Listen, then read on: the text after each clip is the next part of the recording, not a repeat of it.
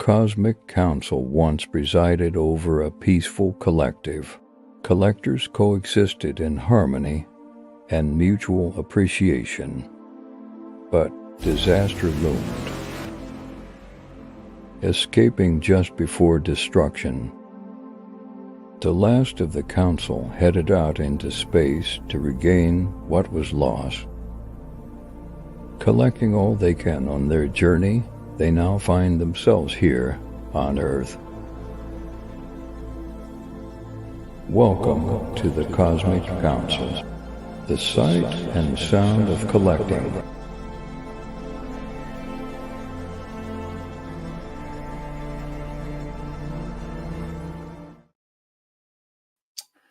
Hello, everyone. We've got a gonk with us today. And we've got a black screen. Ho, ho, hoing at us. And of course, we've got me. How are we? Are we all right? Are we all right? Hello from him and hello from me. There he is. There's the reveal. Welcome to the Cosmic Council, everybody. Merry festivities. I'm just going to higher it up a little bit. I can hardly hear you. There we are. That might be better. We'll probably end up getting feedback now through the microphone. What are we up to? I don't have a Santa hat. We're wearing silly hats, clearly. Mine's a very bargain basement one, though. I need one like that. That is a pretty awesome Santa hat, isn't it? Yeah, it's quality, isn't it? Yeah. Oh, what are we up to? One as well. Oh, I'm lem sipping. You're lem sipping? Partly to keep myself awake because I didn't sleep very well either, so it's all good. If I start slipping into tongues later, you'll know why. Ed's keeping quiet. Oh. Ed's keeping quiet. Why? What about? I don't know. You just haven't said anything yet. I know. I'm just playing Chucky Egg. Chucky Egg? Oh, you must be playing that on the Amiga or the Amstrad or something. Maximum concentration. No, I'm actually playing it on the computer. On the computer? Yeah. I wonder which variety. Well, that's a microcomputer. No, I'm not. I'm playing it on the computer because the plug that the microcomputer usually gets plugged in has something else plugged into it. Hey, Benjamin. Like a lot of lights in the background. Hello, Connor. We've got a Merry Christmas, everyone. See, Benjamin knows exactly what it is. I have no idea what Benjamin's talking about. I'm just tether that there because it's got a bell on it and it's just. You'll be playing with your bell end again. Oh. Starting early. Yeah, why not? Yeah, I've got the ST version. He's got the DX version. That's quite enough for that, I think. Oh, that's better. That looks better. Look at that. That looks very fetching, does that? Good evening, comrade. Think Russian. Yes, we just finished watching Andy's latest offering. Andy's what? Latest offering. He put a little video up about the pod vehicles from the Thunderbirds. Oh, right. The mole. The mole. There were several moles, yes. I like the one that's got a drill on the front of it. The mole. Yeah. Hello, Sean. How are you doing, man? I like that Starship Enterprise. Yeah, is that the Tomy one or is that a Polar Lights one? I wonder. I don't know. I ain't got me. Sean will tell us momentarily. The Playmates one, couldn't it? There's a new Playmates one as well now. Yes. I need to Firefly is my favourite pod vehicle, and also the elevator cars. Okay. The elevator cars, don't they appear in the first episode of Thunderbirds because they help like that aircraft land, don't they? Because the aircraft loses its landing gear. Is it Fireflash or Skyflash? Am I just making it up? What? The name of the plane, is it Fireflash? I haven't got a clue. I called it Fireflash in my video because I got in my Thunderbirds ephemera video. I got these teeny tiny little elevator cars that were part of a model set, and they're literally like. All right, got something in my eye. That's a model kit, and he added lights to it. Well, you did a wow. very good job of it, Sean. Is that the very good, young man? Very good.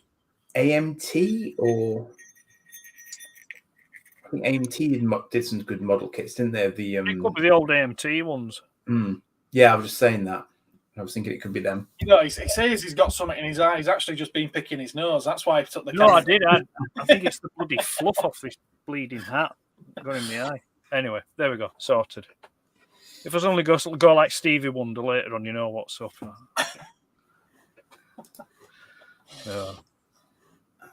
But yeah. That looks lost on you, does that, Andy? What looks lost? So I was just filling in the settings. Stevie Wonder. Thanks. I think it was a Revel kit. A Revel. Revel. Yes.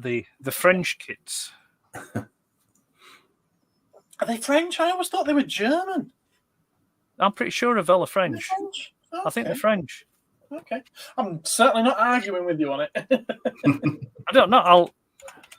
He's going to Google it now. He's going to Google it. He's Googling. Because I want to prove myself wrong. Because I'm sick of being bloody right all the time. Oh, I'm sure you are. Gets old so quickly. Yeah, whatever. And Andy, you've still got that boring background. Yes, I know. I'm going to buy you a poster just to put up for these streams. I'm going to buy myself something just when I have some money left over. I'll get myself something. Oh, I'm a numpty. It is the priciest time of the year, it appears. It really is. Right, so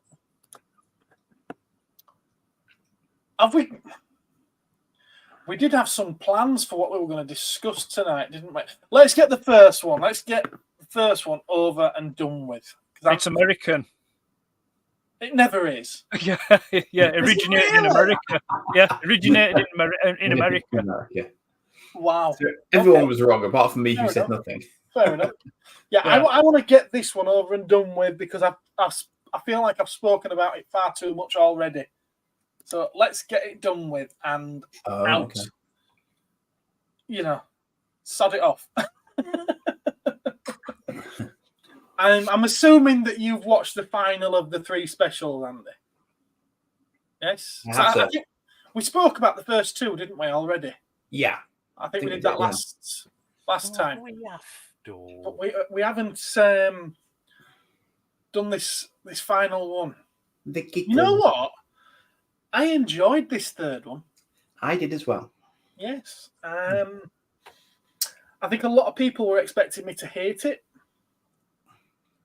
But I enjoyed it. I thought it was quite entertaining, to be fair.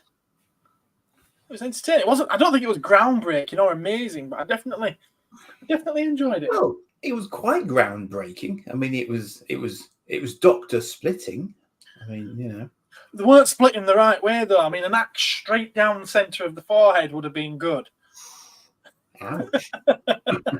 Did you get lasered through the torso? I mean, you know, that was fairly decent. Yeah. The thing is,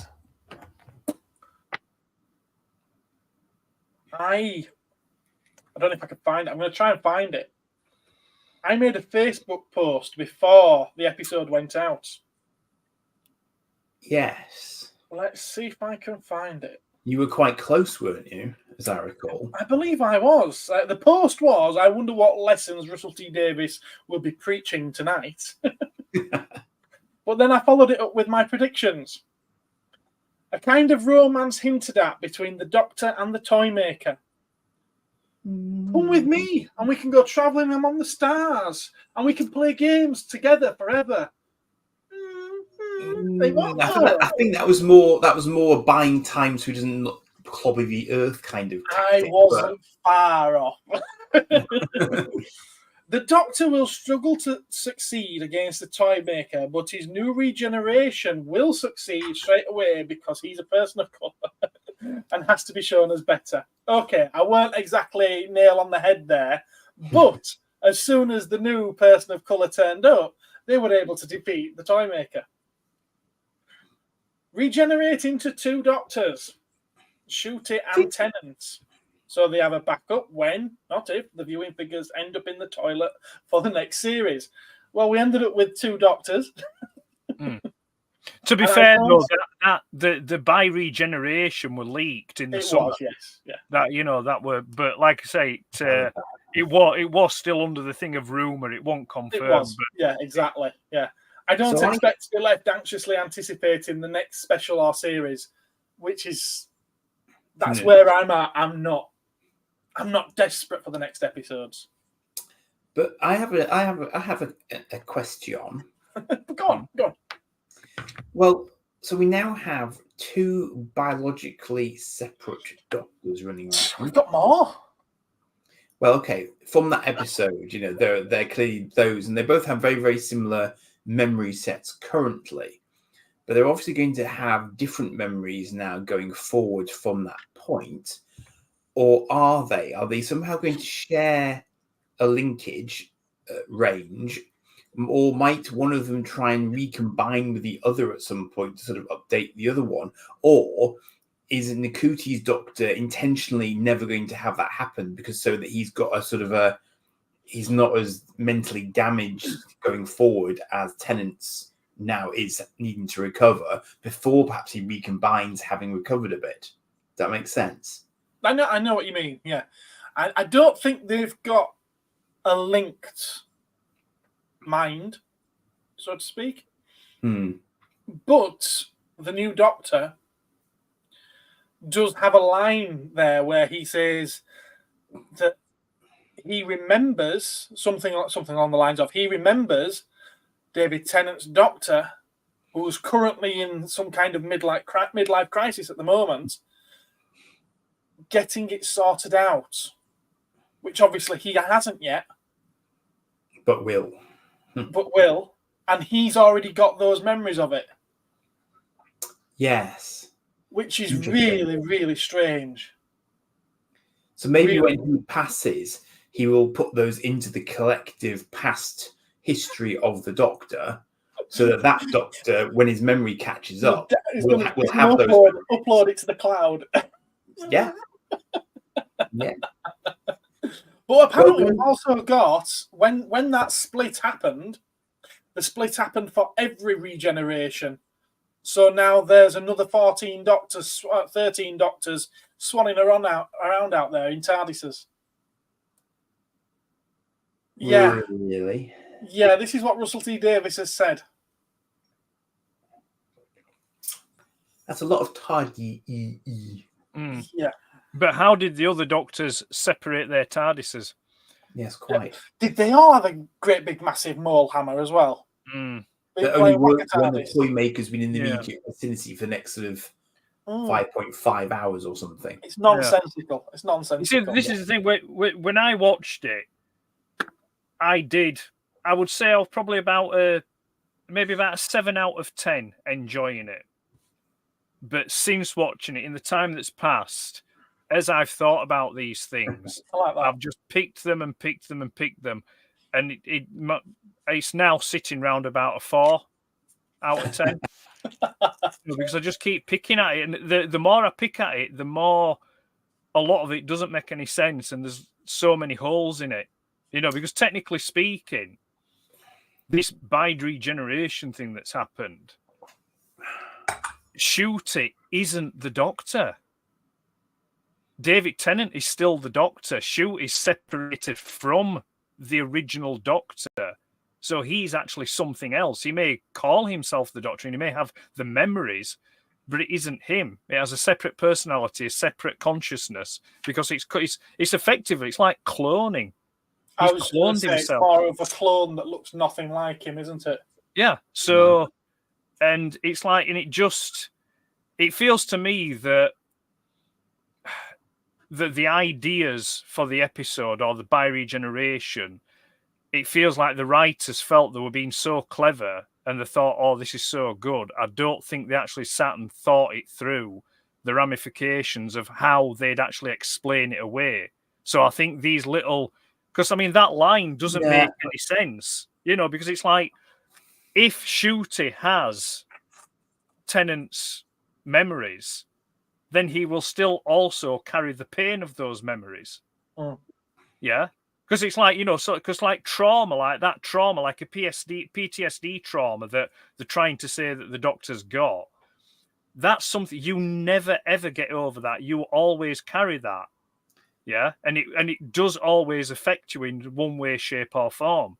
So, but the old Tennant Doctor or the new Tennant Doctor, depending on which way you want to look at it, he could bounce around for like 150 years processing his way through that trauma, which a human couldn't do.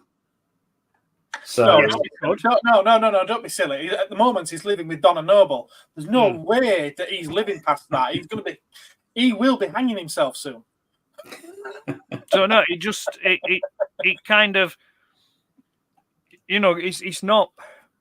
I mean, one of the I've seen a lot of fan theories and headcanon explanations on social media about it. Yeah, there's one of the more popular fan theories is that somehow they reintegrate at some point in the future. That basically Shooty isn't actually a regeneration; it's a regeneration from the future, but it's been brought into that particular point in time, and is being pulled out of him. So it's actually a future regeneration that's being brought back in time and split from him.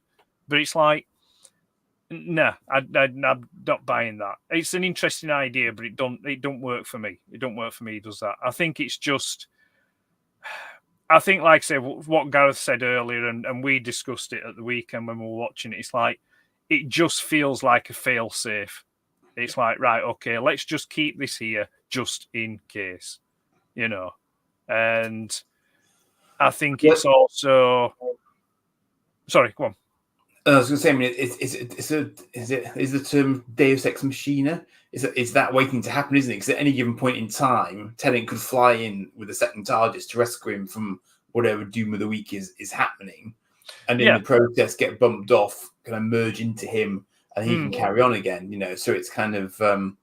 I mean, Russell T Davies has said that effectively Tennant's retired for the moment. He's no plans to bring him back in the foreseeable future. Yeah.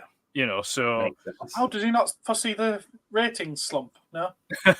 Well, that's the thing. That's the thing. The overnight ratings had gone down again for the last episode from what they had from the previous two. Yeah, it had gone down again. Oh wow! Week on week reduction. I'll say this for him: I enjoyed his energy. I thought that he could. Yeah, I think he could bring a lot of quite needed sort of energy, just because he's younger, obviously. I mean, no offense to anyone involved, but we've had quite, aged doctors of late, apart from Duda, obviously. But I think he could bring a slightly different vibe to it, and I think that's probably what they're looking for. It depends for me. I mean, I will watch the Christmas episode, because I want to see what happens. I want to see what they do with it. It's what? A musical. Well, the thing is, I don't have great expectations with it because of what we've seen from the brief bits of the trailer. Yeah, I mean, dancing half naked in a kilt in the Blue Oyster, isn't a great start for your trailer for the Doctor. But I'll give it a chance. I'll watch that episode and see what it does with it. I think I don't think it's nothing against the actors. I've never had anything against the actors that have portrayed the Doctor. It's always been the writing and what they've been given to work with. I mean, it's like Jodie Whittaker. I didn't agree with a woman becoming the Doctor because it's like, why? I don't see the point. Bring back one of the All the Time Lords, the Rani or something like that, yeah? You've already got characters that can be good in their own right and stand toe-to-toe with the Doctor. You don't have to swap and change. So with Shooty, it's like, it depends what kind of energy he's going to bring to it, and it depends how Russell T Davies is going to write it. And from what we've seen from these 360th specials, I don't expect a lot from the writing of it. I think it's just going to be blunt force trauma of preaching and, as other YouTubers call it, the message, and I think... message. Yeah, and I think if they do that, I think it's going to be a case of it. I think the ratings are going to keep going down and down and down. Because people don't want to watch that. Well, I mean, I can't speak for everyone, but if you go by the ratings, it indicates that people aren't interested in that. It would be really fascinating to understand the demographic as well, because it's kind of people of our generation watching it, but then younger people aren't. Therefore, the ratings are suffering, or I wonder what's impacting that. And obviously, people just got so much more choice in science fiction and fantasy these days as well. There's so much stuff out there that they could alternatively be watching. That it's like that gentleman who joined us last time and was sort of saying, "Can someone explain Doctor Who to me?" And it's like, but that is a thing now, because it's a much broader universe we're living in. What was I going to say? Oh, about that very telling observation you made, Ed, about that. So it felt good at the time, and when you process it, you sort of start picking at it. Well, I think that was very much what Russell T Davies was going for, because he'd already thrown some oddities in there. Because I think he was quietly saying to people, "I ain't going to do what you think I'm going to do. I ain't going to play by the rules." But then he gave us a very emotional episode, because I think we probably all felt that was a really good resolution for Tennant's character, to give him an opportunity to heal. That seems entirely fair, because he does spend his entire lives running around. I understand what you're saying, Andy, but no disrespect, but I think that's complete and utter bollocks. Not what you're saying, but the writing of it. I think that's bollocks. That's what defines the Doctor. That is the Doctor. He's not a pipe and slippers guy sat in the garden drinking pink gin. That's not him. It's like the famous line in Star Trek V that Kirk says to Cyborg. Yeah, he says, "I need my pain. You can't just take my pain away with the wave of a wand." And it's his pain and what's happened in his past and what he's done that actually does define him. And if you take that away from him, you're taking away a huge core of the character. But I don't think it's taking it away from him. It's giving him a chance to recover from it, which is, again, as I say, is not unreasonable. I mean, it's quite funny, because I mean, you just quoting Star Trek 5 at me. I'll quote Star Trek 3 back at you, because I think there's a line in that one where Shatner says to Scotty, he says, "So if young people, new ideas, be tolerant."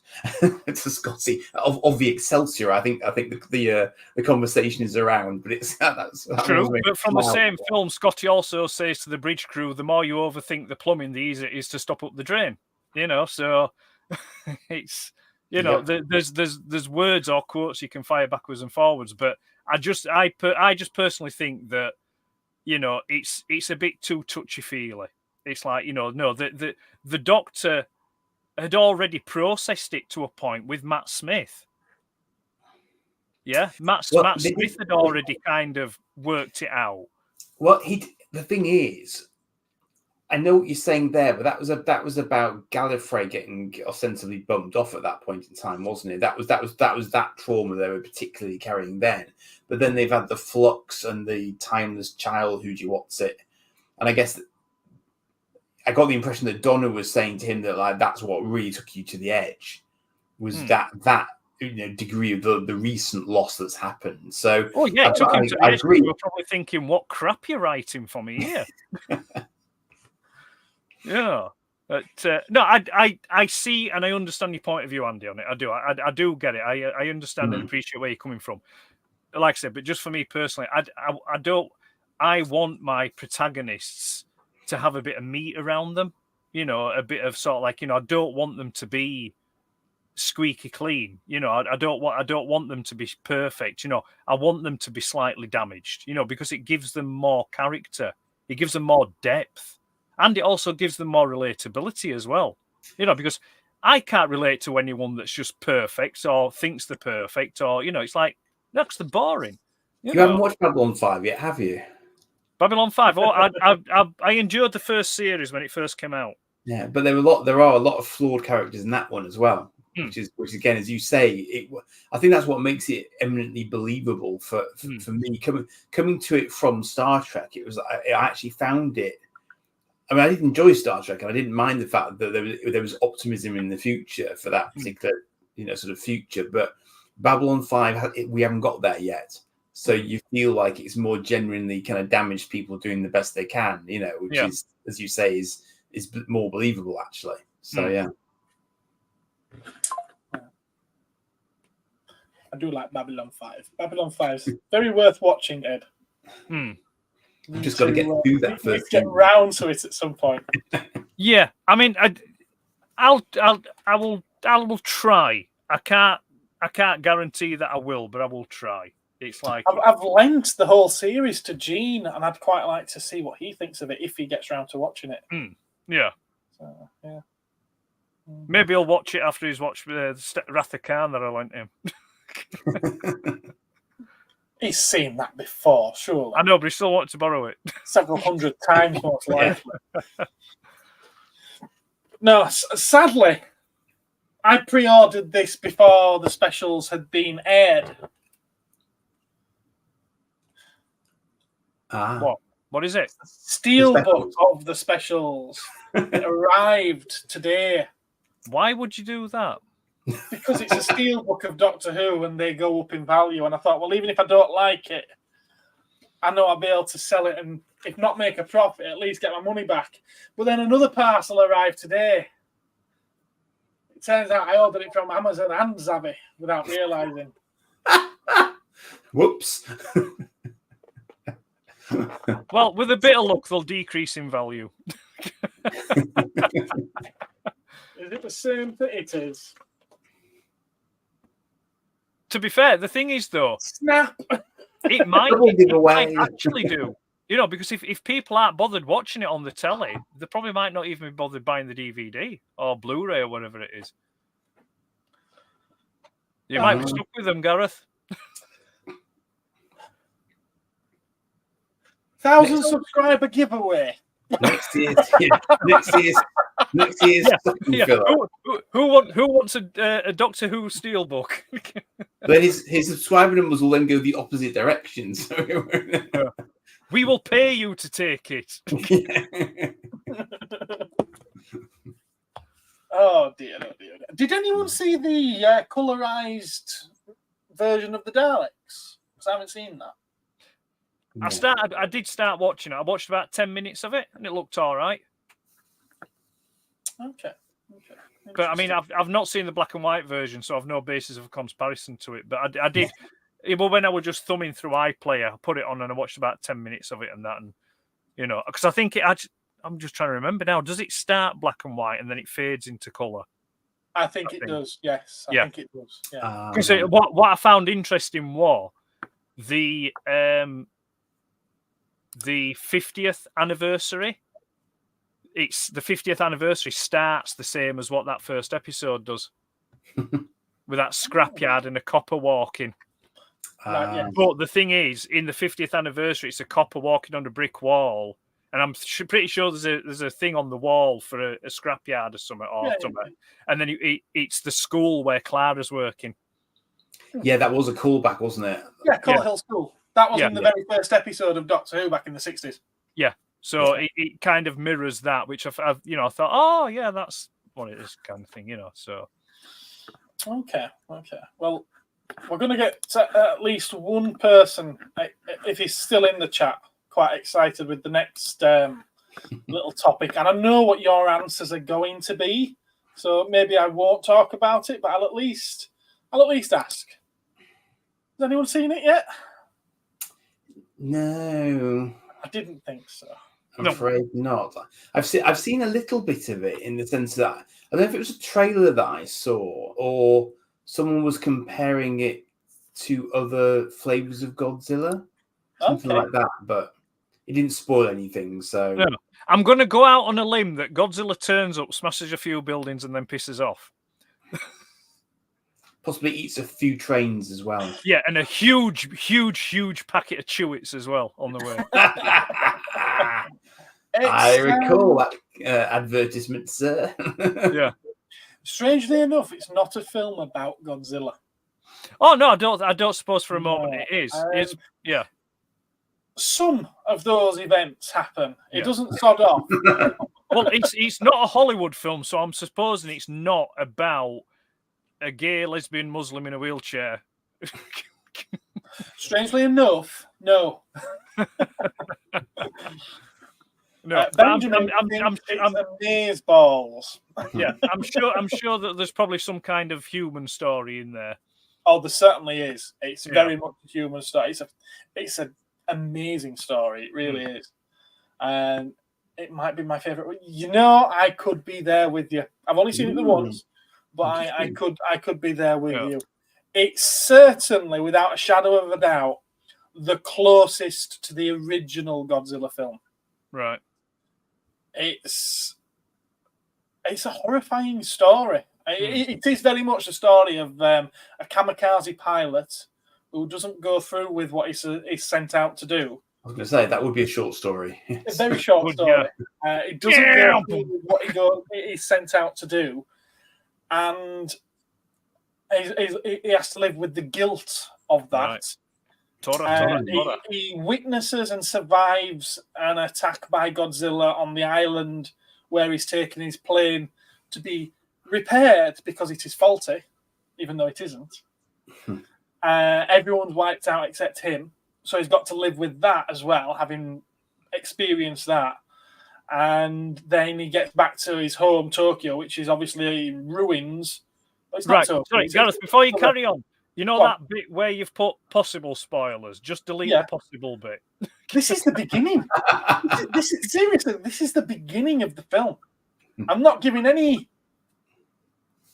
real spoilers away. This is literally in the beginning. If anyone who's watching this now hasn't already picked up on most of what I'm saying from other YouTubers or Facebook posts or anything like that, then they're not going to go see it anyway.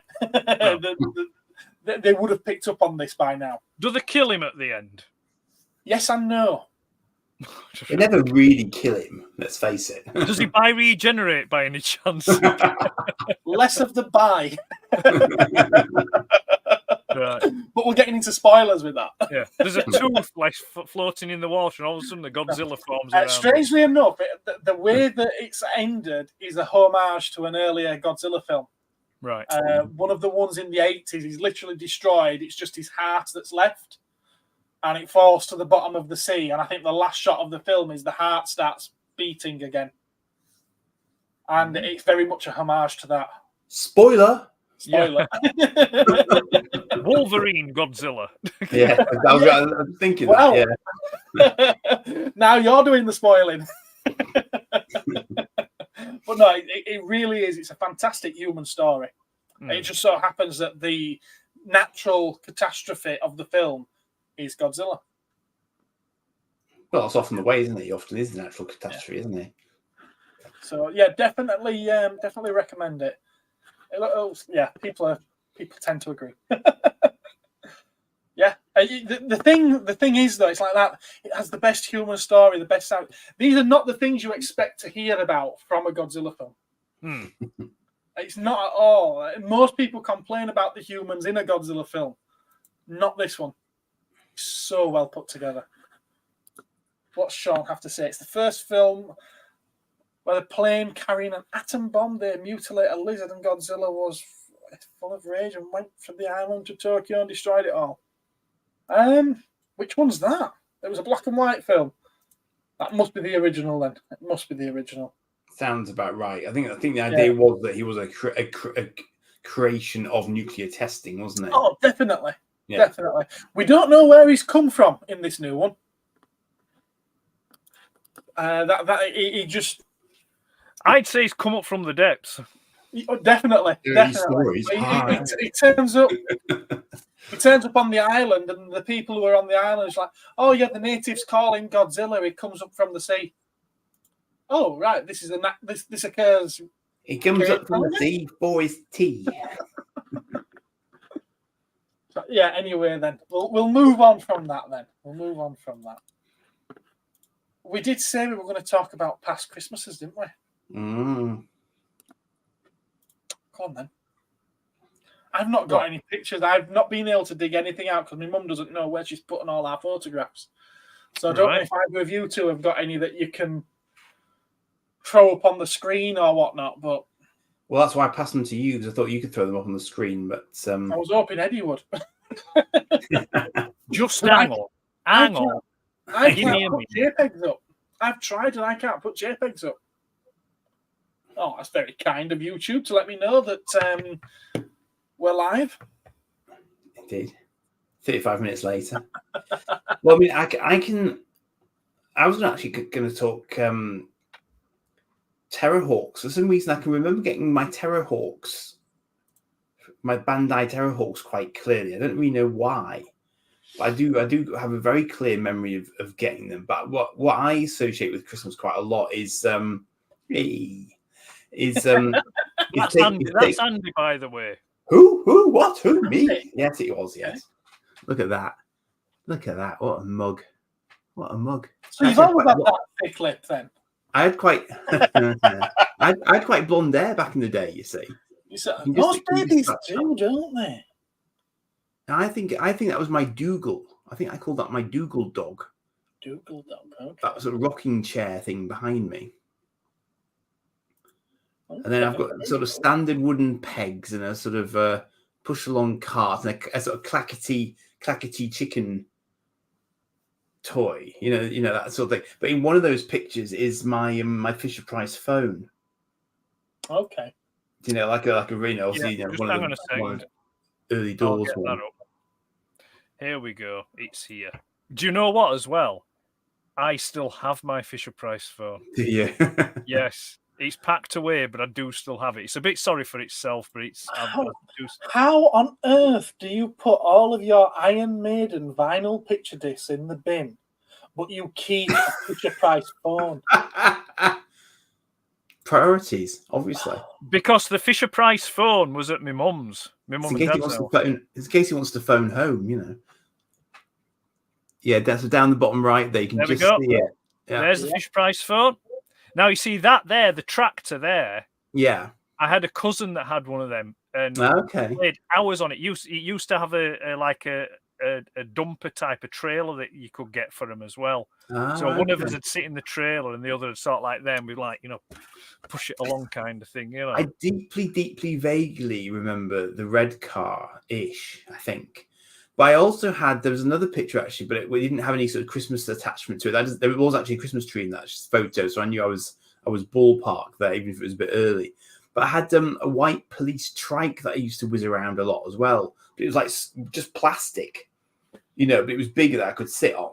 You've just opened up a memory of mine. That's what we're here for. I had something very like that, a big plastic police tricycle. Oh, bless it. Get off. I knew this was a mistake. Gareth, just check it under his hairline behind his left ear. See if there's a little... Number 6. 3 6s. And I recognise that comic. Yeah, I recognise that as well. As soon as I saw it, I thought Ed will appreciate this. Proof positive. I had to bloody tell you which one it was. You didn't know which one it was. No, I knew what the storyline. I knew the Insecticons were in it, and I knew the aerial bots were in it. Yeah, but I did. I read the damn thing. You can see I was reading it. It's in my hands. I didn't know which issue it was from. That was all. Literally, the issue number was what I knew you'd know straight in, like a shot. That's why I mentioned it. Right. Well, I'll show you one now. Then I'll show. This isn't a Christmas one, but this is links into the die-cast thing. Cheers, John. And the Britons thing. So this photograph was taken in Penzance. There was like an outdoor swimming pool in Penzance, one very, very hot summer. And as you can see there, that was my Britain's military helicopter that my dad's holding. And it was the green one. And either side, it had like the stretchers with like injured soldiers in. And it had a winch on it, a little winch. I can see it now. Yeah. Yeah. And that's that there. And that's Fred. That's my granddad sat at the back there sunning himself. So that's the die-cast thing. I thought I'd show that. Yeah, the Britons one. I actually looked on eBay the other week for one, and they're actually quite reasonably priced. They're not that overly expensive. No, Britain's stuff isn't. I mean that big box of Britain Space I got wasn't exorbitant at all. Yeah, so it was all incredibly good nick. I mean, I'm toying with the idea of picking one up, and then again, this isn't a Christmas one. I have some Christmas ones. We'll get to them in due course, but this is. I want to show this one. This one here. This is again in Cornwall. Basically, every year we went down Cornwall. My dad used to live down there, and it's a bit blurry, can't really see, but that is Zoidzilla's head. Oh, is it? Yeah, and that was in October. I think that was October '85. I think it was. Wow! And that's when I got Zoidzilla, and I built him. It's incredible how much your son looks like you. I know, the poor bugger, the absolute poor bugger. Mine too. I might as well. I'll just get them out of the way, then we can quickly move on. We've then got. Where are we now? I had to put him in a slideshow, but I wasn't really prepared that much. I don't know where this is taken, but this is an early one, and that is my Remco Spider-Man. Wow! Now, Spider-Man. I remember my mum telling me when I was really younger, everything was Spider-Man, and I would take that Remco Spider-Man with me everywhere. You know, and I don't know if people are familiar with the Remco Spider-Man, but he kind of stood like that. The arm that's up there, where are we? That one. It had like a cord with a hook that came out, and you hooked it onto, because it when it were boxed, it came with like a clamp, or like a plastic web thing, and then like a torch that plugged into his waist by a little like a microphone jack plug in his waist. And he'd hold that in his other hand that's down by his side. And you've put the batteries in the back and he'd like climb up, you know, this thing. But yeah, right, okay. That was my Remco Spider-Man. And I'd love to have another one of them, but they're very silly prices now. Well, I loved my, I had a Spider-Man dress-up costume, which, as you say, is probably like, he must have been one of the really big superheroes at that point, because, I mean, I remember the film where he sort of shot like proper ropes out of his wrist, you know, proper thick ropes after the event. So I remember that quite clearly, that sort of, I don't know what when it was, sort of 60s or early 70s sort of Spider-Man live action. So I mean, it's probably one of the really early superhero films, I guess. Yeah, Nicholas Hammond, yeah. Yeah. So let me see now. One last one before the Christmas ones. Actually, no, there might be two. I don't know. We'll see. Wolverine, we've been discussing Godzilla -1. You might need to catch it on the replay. I'll answer him anyway. Yes, it is a masterpiece. I agree. But yeah, we have already spoken about it, so it might be worth watching back later. That's a Darth Vader. Oh gosh! Oh, with a yellow lightsaber by the look of it. Yeah, no, it's red. It's red. It's just a very old It's a very old photograph. I love these photos though, because they've always got that sort of color tone to them, haven't they? That just screams that era of photos. Yeah. You know, it's funny.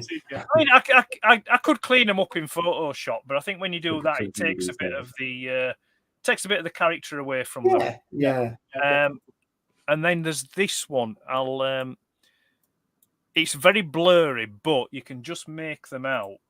And this is the only photograph I have from being a kid that has wait a minute, what's spoil the surprise? That has Transformers on it. Oh, right, okay. And that's Jazz. And that's Grimlock. I was going to say Grimlock, actually. Yeah. And I got that would be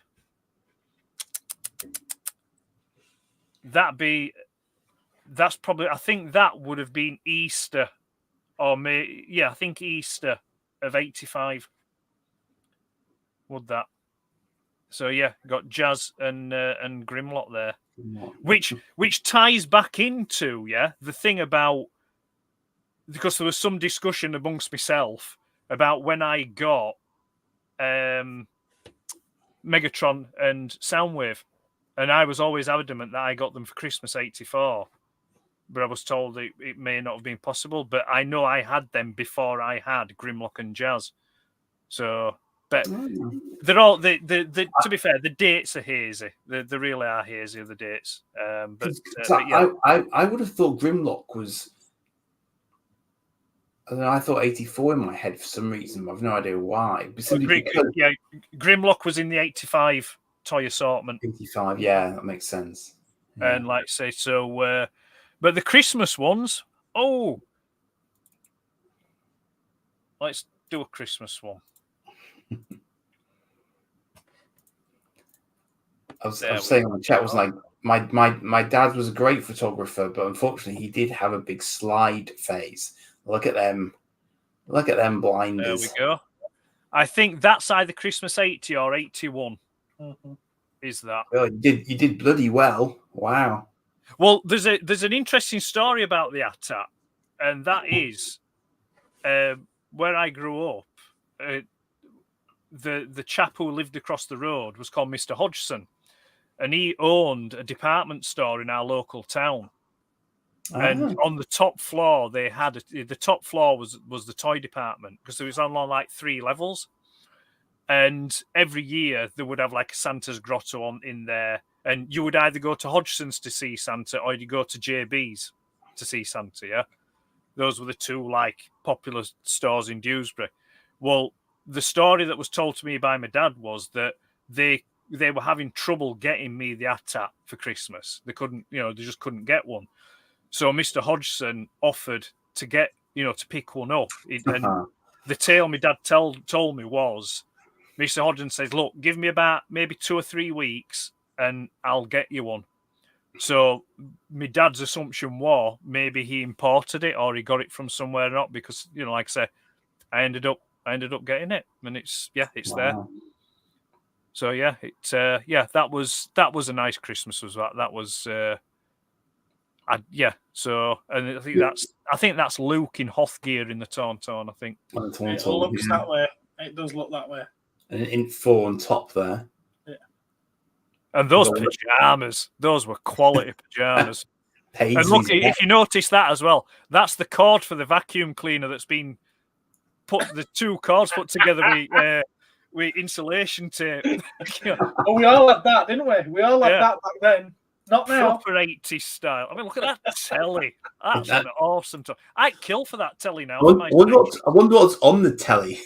That is Walt Disney's Robin Hood, because that's the lion that's the king. Oh, Prince John. Prince John, yeah. Prince John. That's it. I was going to say Will o' the Wisp at one point, because it looked like that sort of forest from Will o' the Wisp cartoons, but you can just see the tree there in the corner. Yeah. And then, what home in the late 70s, very early 80s wasn't complete with the bar, with the leather frontage bar, Yes, I am that old. But yeah, so that was that one. There's some Lego. I've got a one with a Lego on. You're doing well here. Wolverine was asking if any of us, what we think of the Arrow. I think that's a TV show. The DC Arrow, as in Green Arrow. I never caught any of it. I knew either of you 2 watch it? No. No, I've not watched Arrow, I'm afraid. No. I started watching it, but I dropped out of it by season 3. Now then. Oh, I had that Technic set. Yeah, well, the thing about that Christmas was that Christmas I got the Lego Airport. Wow. So I suspect that's probably going to be Christmas 85, because I'm pretty sure that Lego set came out in 1985. So that's the Lego set there. But the Technic car set, I'd already had that probably about maybe 3, 4 years. Oh. Because that came out a lot earlier, did that Lego car Technic set. I don't think I got it for quite a while. And I think it was possibly the last Lego set I had going out of Lego, Right. Yeah. Because in the background there, that's the box for the airport. The airport, yeah. Right. And that car Lego Technic set, I've still got that, and it's still in the box. Oh, wow. Yeah, it was. I did used to look after my toys. I was one of those type of kids that. And then last one, last one, I promise. This, and then I'll shut up then now. No, you've done the mission statement brilliantly, sir. Quite frankly. And this is, I think you may have seen this one You've before. showed us this before, yeah. But still, wonderful to see. But that's that's Christmas 1978. Well, it's either 78 or 77. It's one of the two. I know I think I've put on the JPEG 78, but my mum seems to think it could be 77. But I think it's probably more than likely 78, to be fair. But yeah, there's some die cast going on there. That's I'm watching a flight.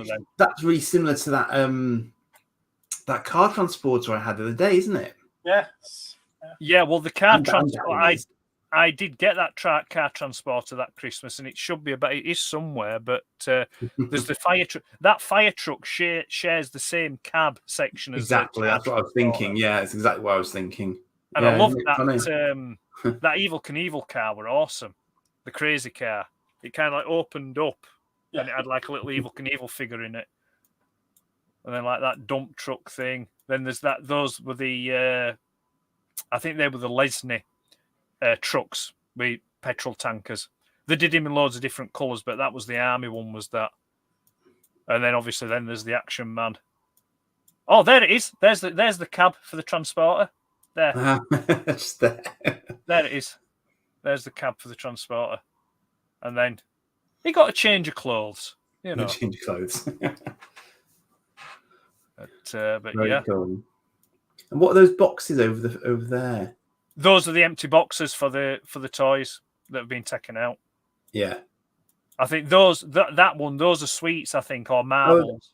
Does it say Speed Kings or something on it? Is that what it says on the? If you go up. Those ones. Yeah. Speed Kings.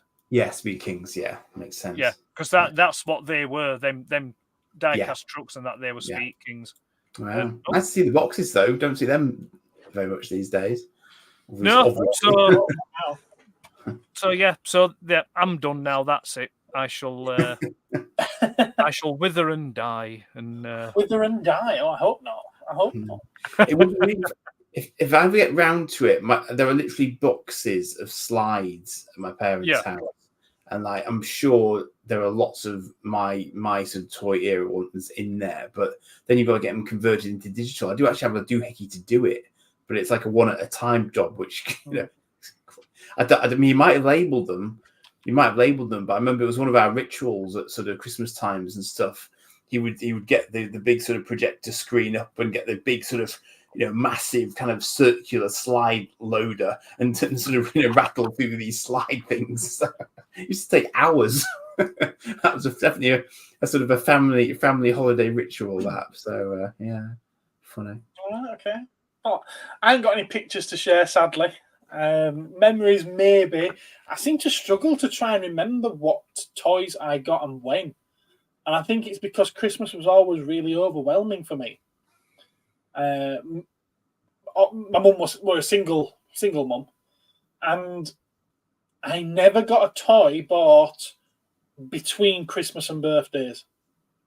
There's no such thing as getting a toy bought unless it was for Christmas or birthdays. So anything that she did buy, she'd stash it away until Christmas or until birthday. But then at Christmas and birthdays, there were just mountains of presents to open up. It really was incredibly overwhelming. And I can't remember any specific things. But there was one Christmas that I do remember where I opened up and it's a brown box. And it said on it what it was, but I was probably only about 9 or 10. And I was like, what's a Toshiba? I've never heard of a Toshiba. I don't get what this is. And it's a big brown box with the black lines of the outline of the content that's inside it. We're a VHS player, a videotape player, because ours had gone bust about 3 months before Christmas. So I've got piles of videos in my bedroom that I couldn't play. Wow. So I got this box and I'm like, well, what is it? I don't know what it is. And my uncle was there at the time. He was like, well, you're not even going to say thank you, you ungrateful little git. I'm like what for? What is it? And he went, you can see what it is. And I'm like, I don't know what it is. Because until then, I'd had a great big massive silver top loader. Yes. And this was at the time a modern black VCR recorder. Looked completely different. I had no idea what it was. And yeah, when I did realise what it was sort of like the excitement went through me. Jumped up screaming, running around with this big brown box. I'm like, yeah, I can watch my videos. And then what did I open after that? But a pile of videos. But yeah, as for toys, I can't remember any toys. It's really, really sad, actually, considering what my life has gone on to become. Yeah, but is there not anything that comes into the shop that you sort of think, oh yeah, you know? Oh, definitely. Yeah. But when I was a kid, it was never figures, but I had tons of die-cast. I had all the Thomas the Tank Engine trains. I had Postman Pat's van, and I had loads of Matchbox and Corgi die-cast cars. So let me ask you something about the Thomas the Tank Engine ones, because I had little shufties at Ertl stuff. And I saw that Ertl made Thomas the Tank Engine. They certainly did. And that puzzled me somewhat, because I want to do a bit of research on Ertl, because when I first encountered them, I think the things that I got from them were really, really well-detailed jets. So I got their sort of Force One or something, I think they were called jets. So like B-1 bombers and SR-71 Blackbirds, but you know, really solid die-cast models from Ertl. And since then, I've picked up things like the A-Team van and kit that they did as well. Obviously, the Batmobiles that they did. But then the other day, I just sort of saw Thomas the Tank Engine and like Noddy, I think it was, and it was like, what did you guys not do? You know, it's like you put your hat on for Noddy, and yeah. put your hat on. Yeah. So it was just curious. I'm interested to find out a little bit about what their sort of modus operandi was, because they seem to have a little bit of everything. It's like Corgi and Matchbox and Britain's kind of got thrown together and became Ertl. You know, it's kind of weird. They were good quality, were Ertl. They were brilliant quality. Still are, actually. There's still manufacturing models of Ertl. I've got my son the B-1 bomber that I used to have, actually quite reasonably off an auction. So that's sort of next door, but it was a big chunky thing, and the swing wings worked as well. You know, it was a really, really impressive thing to have in the hand. Right. I do have a toy just down here that I did get at Christmas, and this was in Christmas 1979. Would you like to see it? You'll have to. I'll stick that back on. There we go. Go on then. You'll have to excuse its condition. Just wait a minute. All right. Let's build the tension up. Build the tension. Do you want to put us on big screen, Gareth? Big screen. Big screen. Is that one? That one? That one. There we go. There we go. We've got a big black box now. Yeah. Are we ready? Go on then. Oh, yeah. Look at that. Oh. Remote control, no less. Awesome. Yeah. I've had this since I was 5 years old. And the reason why it's in such condition is because, oddly enough, Santa brought me it for Christmas 79, but my dad would never let me play with it. So I shall take it out of the box. There's a lot of big polystyrene lid. It's probably because of how much you had to pay for it. Yeah. Santa Claus brought it. Shut up. And the thing is, it's very heavy because it's all die cast. Oh my god, that's huge. Wow. I've seen this in person several times, and every time I see it, I still go, wow. That's a definite wow. For it. Look at that. That's a beast. Yeah, that would be quite dangerous if you had a smaller sibling. And I mean, it would have been expensive back in the day because it's what 1, 2, 3, 4, 5, 6. It takes 6 C-type batteries. Yeah. God, the weight of that just with the batteries alone. Yeah, I mean, Christ. when it drives, when you turn, the indicator lights come on, depending on which way you turn. And then like you get these like little cones with it to drive round. You've got the controller, which has got like these little like things at the side, so you can adjust the steering, angle, and then like the acceleration and stuff, separate from the main buttons.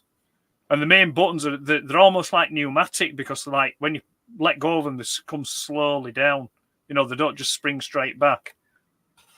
And then the other bit is,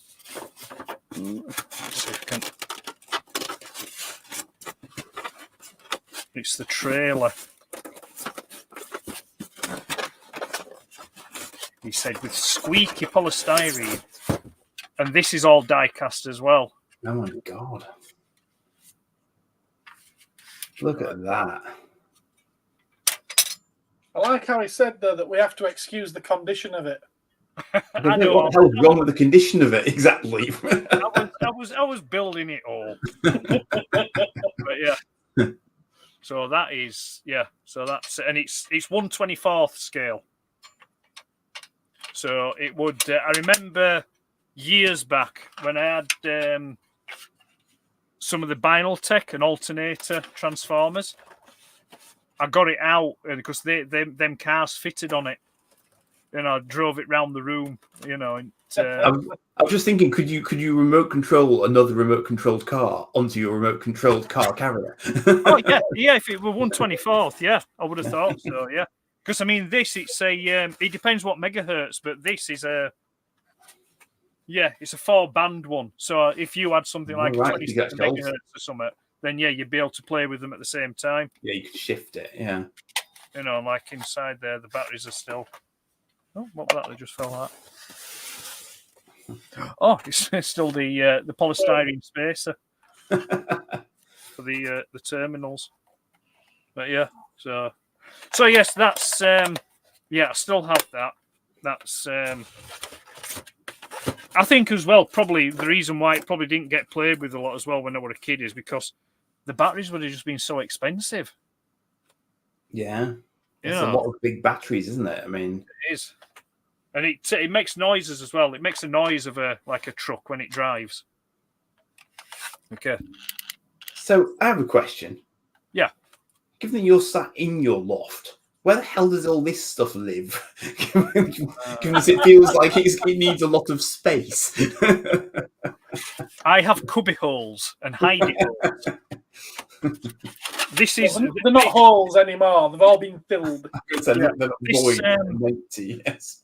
This gets stored away with my big track and my Evel Knievel and my R2D2 telephone, my my remote control Dalek. Oh, and it was something else I did get for Christmas, but I got this for Christmas as an adult. My partner's mum and dad, they got me a. I say partner, it's the wife. The wife's mum and dad got me a Starsky and Hutch scale electrics. Probably, how old are my kids now? Yeah. It's probably it's a long time ago. It was when we first started courting. Courting. But yeah, so that's what I've got left from Christmas. I have got some other stuff to the side here, but we'll interdisperse that over the evening. But I just wanted to show you that one. But yeah, so mic drop. This one, sorry. You bang the mic with your box. Did I? So there we go.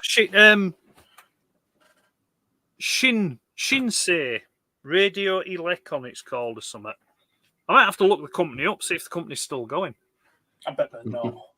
Probably not. No, they're probably bought out by, Nikon or Nikkei, whatever they call them. But yeah, I don't think. I think it would be very rare now to get a die-cast radio-controlled vehicle now.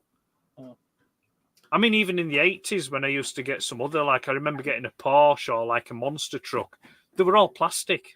Yeah. You know, I had a kit. I had very fond memories of having a kit and actually stupidly driving it on frozen pond ice. all right. It survived. Yeah. But that was not a good idea.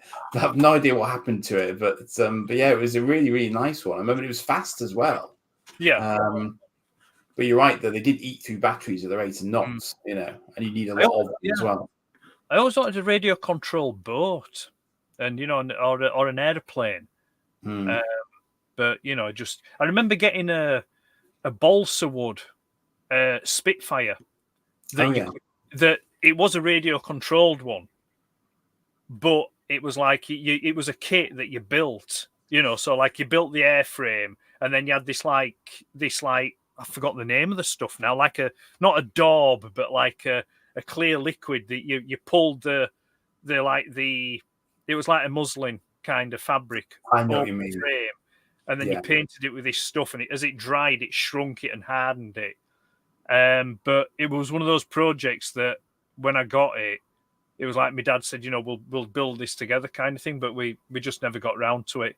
And I think also as well, it was at a time where like the engine and the servos and the receivers and stuff were quite expensive.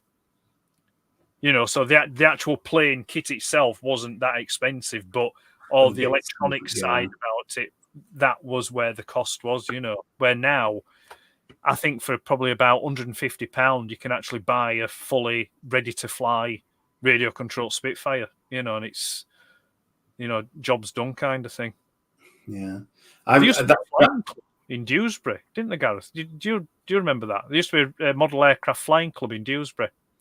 The cricket ground round the back of Sainsbury's. Yeah, I remember hearing about it. It's not something I'd ever. No, there's I know one or two people that used to go to it. There's a remote controlled car club not far from me. All right. There's actually a shop in Elland. Yeah. And no, West Vale, that is actually exclusively an RC shop. Right.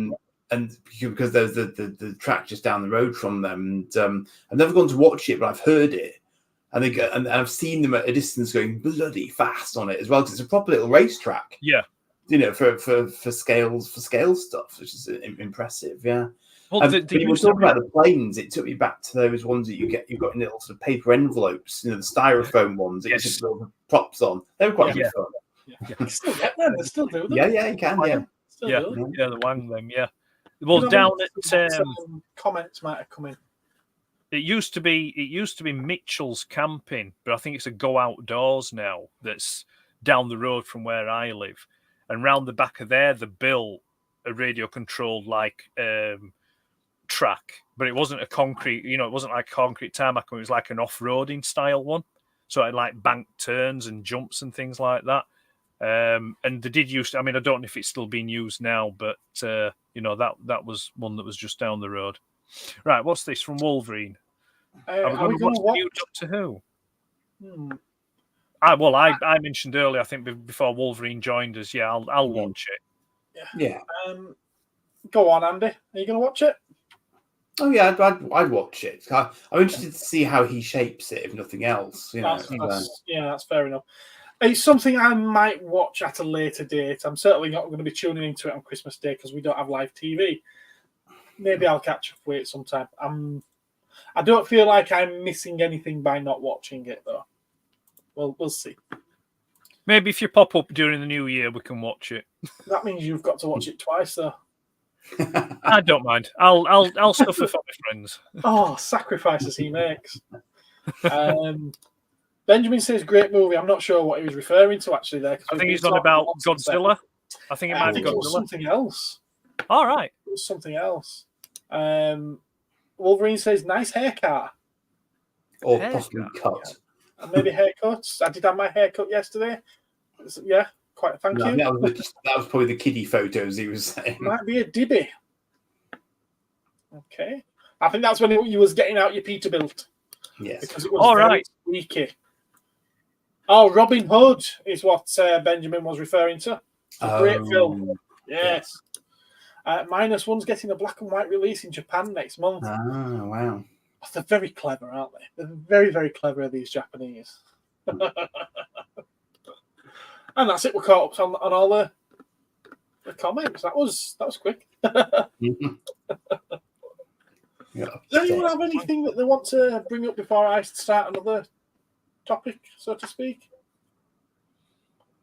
Well, I mean, Yeah. Sorry. Go. No, after you, Andy. After you, sir. Oh, the only thing I had to hand as by way of show and tell was an utterly random thing that I picked up. Oh, something you've recently picked up then?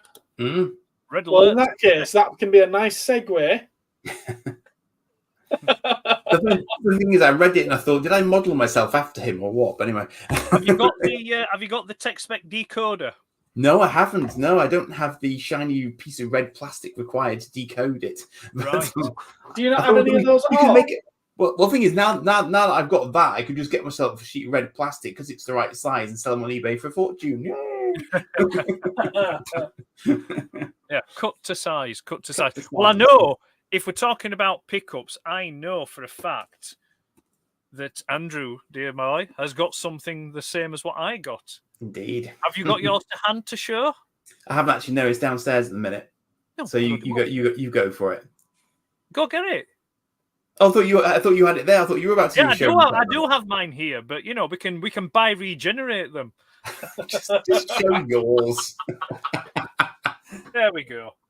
Big Die X. The Moderoid Big Die X kit. And it's lovely. It's a pretty really box.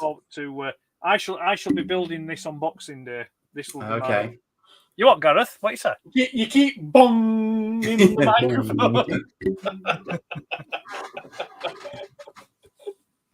Biggity bong. So yeah. I think he's gone to get his big. Has he gone? No, he hasn't gone to get his big Die X. He's gone to get something else. He's gone to get his little Die X. And that's how they did it back in the day. Yeah. It's not the size of your Die X that counts. It's the age. I mean, to be fair though, when this is built, it's probably not going to be much bigger than that anyway.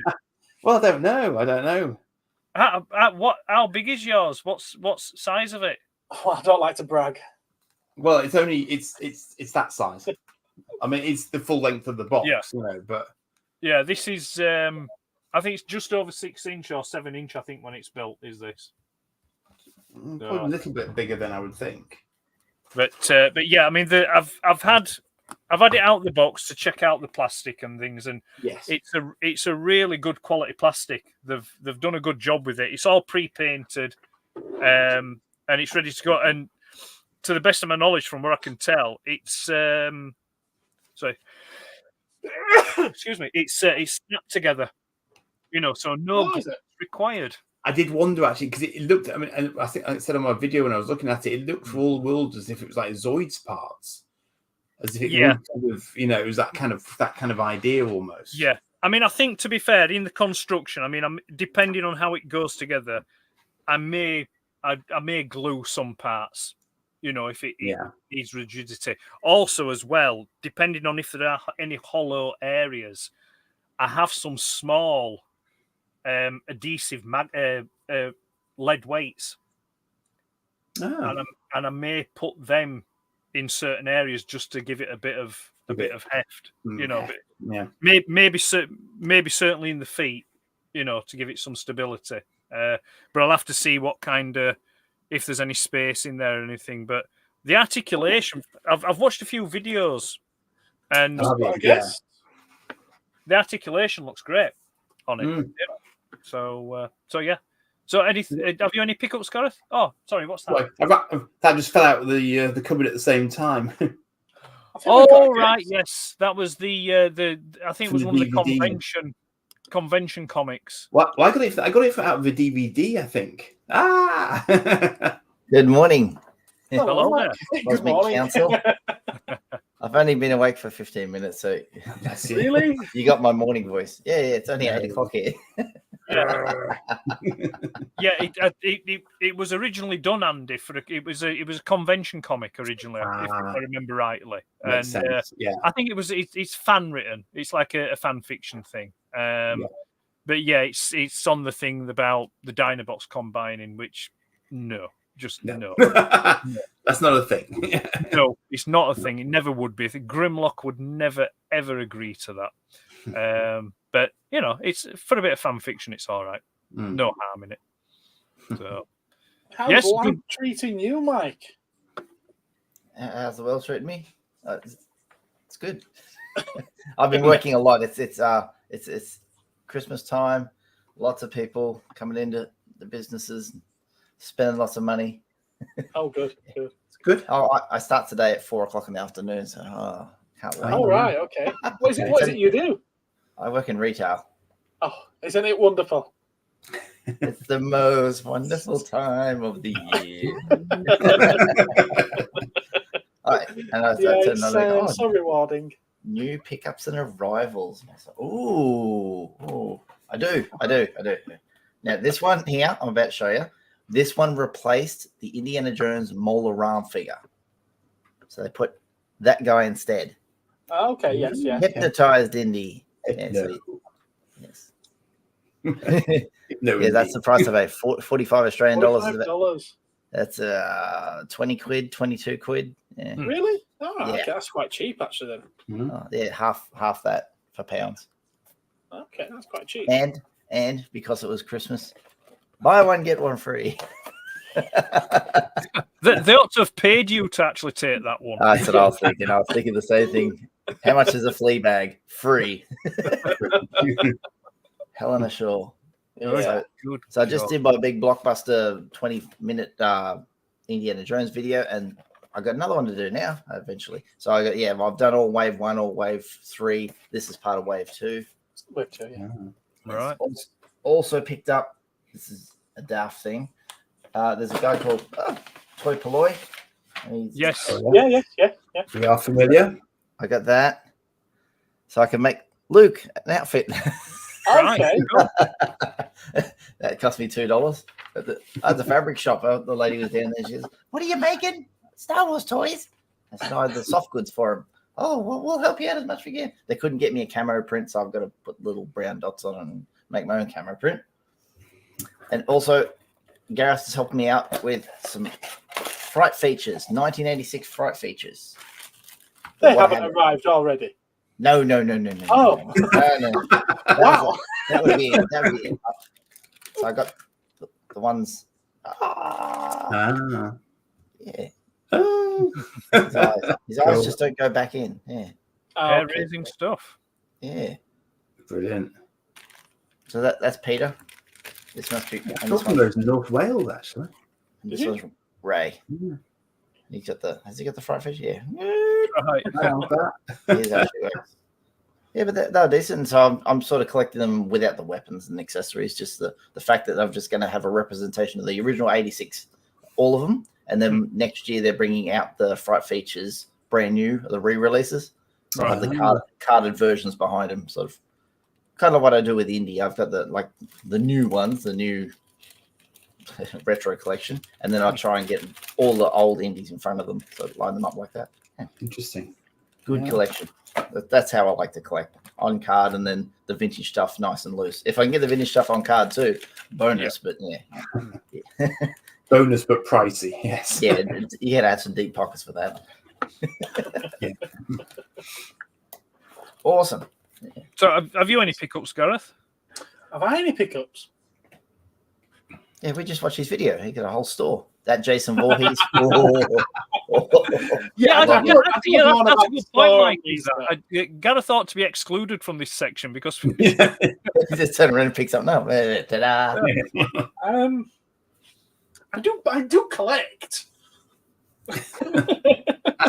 No, that's behind him from the shop. It's not stock from the shop. My stock for the shop is at the shop. What have I got? I've been saving stuff as they've been arriving. I've not been opening them, so I thought it'd be cool to open them on the stream. So there's this which I ordered a couple of weeks ago. I think you'll all remember this film. Cocoon. Absolute classic. And I haven't seen it since I was a kid.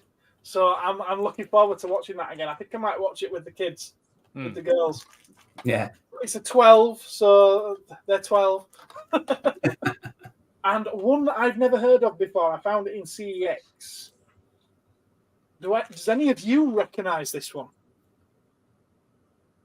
Jeffrey Combs. Yeah. I know who Jeffrey Combs is, I think, but I don't know who Jeffrey Combs don't is. know the film, no. Dr. Mordred. It's a full moon film. They did like Puppet Master. Right. And whatnot. But yeah, Jeffrey Combs. That's what caught my attention. Dr. Mordred, it was £4. So I thought, I'll give it a go. And essentially say one of the descriptions on the back I love. And anyone with an interest in Marvel's Doctor Strange. It's like, yeah, we're ripping it off, and we're not even going to hide the fact that we're ripping it off. So I plan on watching that over Christmas, and I'll let you know what it's like next time. And then, what are the other things? I know what that one must be, which means this is something. Right, okay, where's my knife? I weren't prepared, was I? I saw that Arrow have released Robot Jocks, but you have to get it with a pile of other stuff. Yeah, I've got that. I haven't got around to watching it yet, but I did show that to you in a past stream, actually. You probably did, yeah. I think this is a Mighty Max. And it's the most I've paid for one yet. Uh-oh. From an expensive side habit, I suspect. A couple of vintage toy hunters in Australia like the Mighty Maxes too. Well, that. Yeah. Scotty Crusher, you know him? Loves a good Mighty Max. Ooh. Mighty Max destroys or invades or something Nautilus. I quite like that one. I like them all, otherwise I wouldn't collect them, would I? It's some very, very imaginative stuff they did. Fair dues to them. It's very, very creative. This is where I don't know how to open it. There we go. Oh. So your big creature is the thing that's at the front of the Nautilus. Yeah. You got your Max, which I've got quite a few of that version already. You got another little ghoul-like creature. Stick it in front of my head, you might be able to see it a bit better. It's a bit like Predator. And that which goes through the centre of it, I don't know what that's supposed to be. Is it like a little bar stool for the monster? And then obviously it opens up and you've got a playset inside. I love the detail in them. I think they're great. It's crazy amount of detail, isn't it? Fair dues. Yeah. Do you know what that just reminded me of when you said that? As soon as you said Nautilus or something, it's on YouTube gave me an HD version of Voyage to the Bottom of the Sea of all things. Irwin Allen. It was like, okay, thanks. And then this one, I actually got this off of Facebook Marketplace. If it's what I think it is.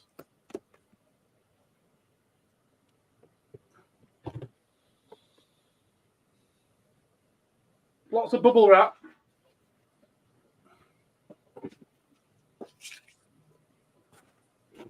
It's Johnny 7. No, it's a Boba Fett. Oh, very nice. I knew Mike would like this one. You've got the Stan Solo Iconoclast one. That's what it said. Iconoclast. Yeah, that's right. Iconicon. It's like the word is icon twice, so it comes out as Iconicon. Okay, yeah. But yeah, I thought when I saw him list it that it was a Stan Solo, but he just listed it as Icon. Yeah. I was like, I've not heard of Icon, but I know of Stan Solo. But he never mentioned Stan Solo, but it's not fastened on, so I can. It's two different card backs they got for it. Yeah, one was for the convention, and one was for just to put on the old school card back. Okay. So I'm going to display that in one of our cabinets.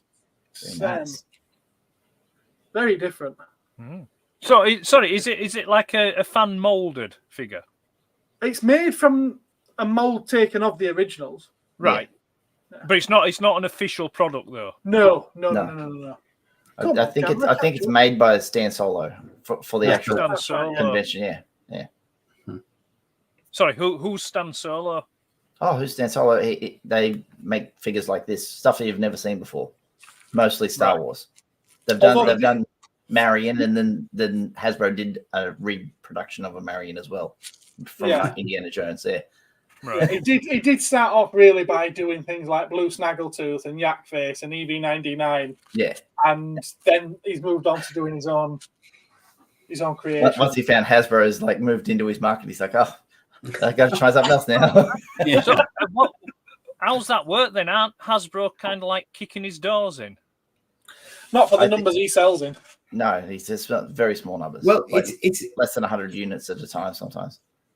It's also very interesting because depending on exactly how it's being marketed, the three-dimensional reproduction of it probably isn't infringing intellectual property rights on the same basis that you can get away with reproducing Transformers under different names, as long as you don't intimate that you're ripping off the trademarks, which will still be active. The actual 3D design is only protected for about 25 years. That's an issue. That's an issue. But the actual model, but the physical product itself is not interestingly. You'll probably have right down the bottom corner, really small. I'll show you the card back actually, because that's quite cool. Yeah, 21 back. I've had figures with that card back in the day. Nice. Yeah. So I don't know if I got a good deal or not. I think it was either 60 or 65. Yeah, it's about what they were. Yeah, I'm happy with it because I know I'm not going to get another one now. He makes a slave layer. I wouldn't mind getting that off him. Yes, that's quite nice, isn't it? Yeah, that is quite nice. And that's all I've actually picked up. I've got a couple of new T-shirts.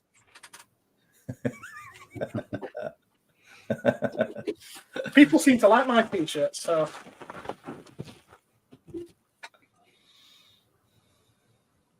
Ooh. That reminds me of the advert for Elite back in the day. He's playing Space Invaders. I know. He's a Space Invader. And one more. It's like a farmer playing farming sim. Jack's not in the chat tonight, is he? No. To be fair, it's a bit light, is the chat this evening? It is actually, isn't it? Yeah. Maybe people are busy on the run up to Christmas and everything. Yeah. And that's the other one. Right. Which, I do like these designs. I think they're pretty cool. And yeah, I have to import them because these come from the States. Right. And I'm not earning anything from them, but if you want to look them up, anyone, they are called Into the AM. There you go. I had a clothing pickup this week. Oh, did you? Well, actually, no. It was the arse end of last week. Arse end. And I'm wearing it. All right, okay. Hey. Hang on, then. Hang on. Very nice. A bit of merch. Father Boltmas.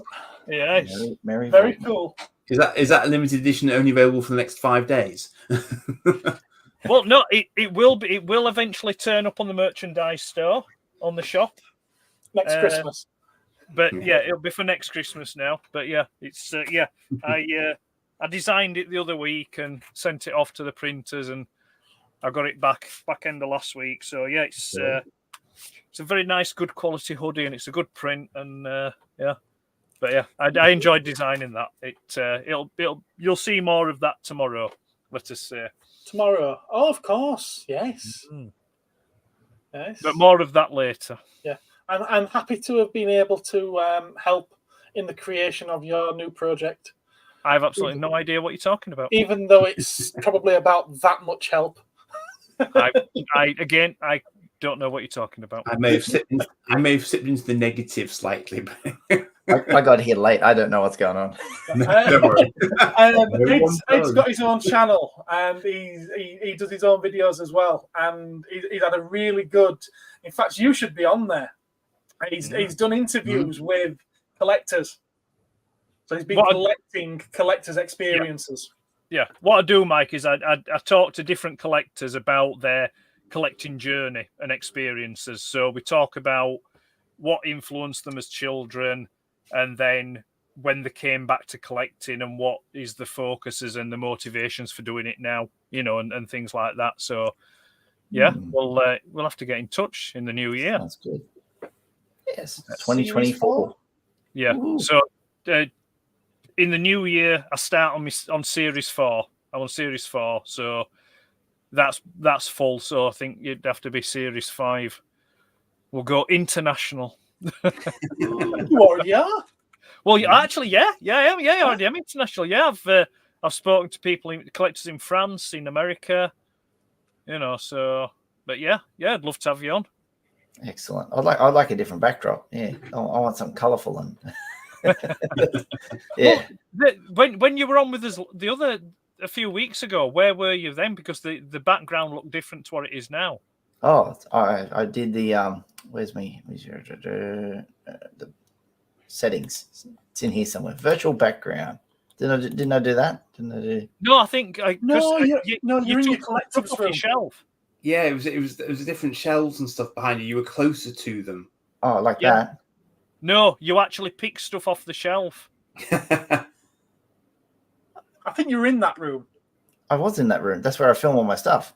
Yeah, that's a long time ago. Yeah, you were actually in the room. It wasn't a virtual background, but you were actually in the room. Right. You were physically able to grab stuff, though I can't remember what you picked up, but you definitely had some stuff to hand. Yeah. I think you picked. Did you pick an R5D4 up? I think I seem to remember you picking an R5 up. Well, you were showing us your Indiana Jones figures. Yes, yeah, that was it. Yes. Okay. Yeah. He's slept since then. Then. I go on a lot of live streams. Yeah, I'm on live streams more as a guest than I am doing my own. Right. Because of the background where I have to be. Like the powerful computer's right here. So usually if I'm doing in the room, I'm on my phone. So you were on your phone. You were on your phone. You were on your phone. Yeah. Yeah. Because I don't recognize you both because you're only this small last time I saw you. Oh. Yeah, you were definitely using your phone last time. All right. I'll try that next time. It was certainly nice to have you, and it's nice to have you back again. That's the coolest pickup I picked up, and you're probably like, what's he talking about? I collect trading cards as well. This here is a football player who plays rugby league, who played rugby league in 1924. His name's Harold Horter, played for Australia. He's a winger, same position as I played when I played. That I got graded at a wonderful 2. And in this set was all cricketers, tennis players, blokes who swimmers, Olympians, that sort of thing. And there's only 2 rugby league players in this set in 1924. So next year it turns 100. Look, it turned up. I got the full set. This guy played for Balmain Tigers. His name's Snowy Reg Ladder. He's wearing the old Australian uniform. Before we were green and gold, you can't tell in the photo, we were maroon stripes on sky blue, and that's the old colors. So I got the full set, and I'm very happy. I can send that away for grading in the new year, so I can have them both graded. Cool. So, Mike, that other card, yes, the one in your left hand, yeah, that one, yeah, that one. What's that? What's that display case? Oh, this is. I'll show you. You can buy these little tiny cases there. You buy them in packs of 5. All right, yeah. That's what we call a one-touch. And is it like a magnetic? Is it held together with a magnet? Is it? Yeah. Like this. Right. Cool. Yeah. So, if I could ask, would that fit in kind of like a playing card size of card, or would they be too big? The top loaders or the one touches, they can fit up to. They have different sizes where they fit thicker ones. So 35 point, 100 point, 160 point, 360 points, sort of like that. Yeah, that's a 35 point because cigarette cards are notoriously very thin. So what they do, that's a 35 point one. They're like $5 in this country, and that little case there, and together it's like it just presents really well when they're sitting in front. Yeah, well, I I have some vintage Top Trump cards, That's what you're after them for, and right? I'm thinking they'd look They quite will fit nice in those, like that. on a shelf, kind of thing, Your other option is buying these things here, little tiny. It's like Yeah. put this as a stand. You can actually put action figures on them as well. Right. Yeah. Stand him up. Displays nicely. Yeah. I like them so I can see them when I sit down and do my stuff. So I'm not looking at nothing here. Yeah. I use something similar. I use them. That style. Oh, the A size. That's good. That's good for the bigger size cards when they're like that size. Yeah. Giant cards. The size of the card. I don't put cards on mine. That's just reminded me, actually, I need some action figure, like sort of foot stand things, just so they'll sort of stand up more happily. Yeah. Yes. Ian's Displays, I think they're selling. I don't know. You got GW acrylics over there in the UK. Yeah, they do them. I want some they do the actual acrylic cases, and then they'll sell a bag of like 20, and they're just the stands. Yeah. The only thing I find with the Action Force ones is though they don't do them in the different shapes and sizes like what they do for Star Wars figures. The Action Force stands they're just like small discs. Where I'd like to find like black oblongs. Yeah.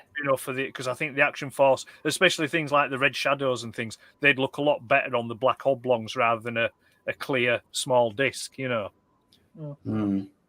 And also, if your action figures got splayed legs too, and you got a little tiny disc, it sits under one foot, and the other foot's like floating in the air. It looks kind of weird. Great dancing figure. There's some that you can get that are like an ellipse. All right, yeah. And they have both pegs. They have the old kind of pegs, and they have the modern Hasbro pegs. So like a dual peg thing. But because they're they're a bit wider, it takes both legs on a wider stance figure. I'm stood like with my right. Good stuff. Do any of us have plans for Christmas? What are we doing? Yes, I got a Christmas party on Friday night.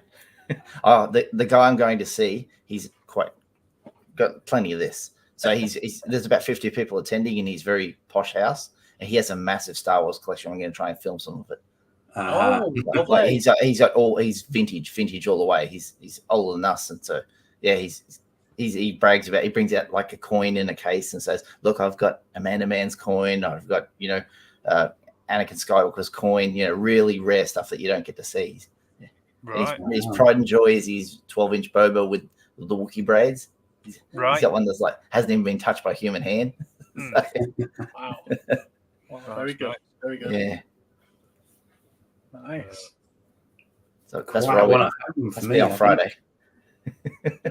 Andy, your plans?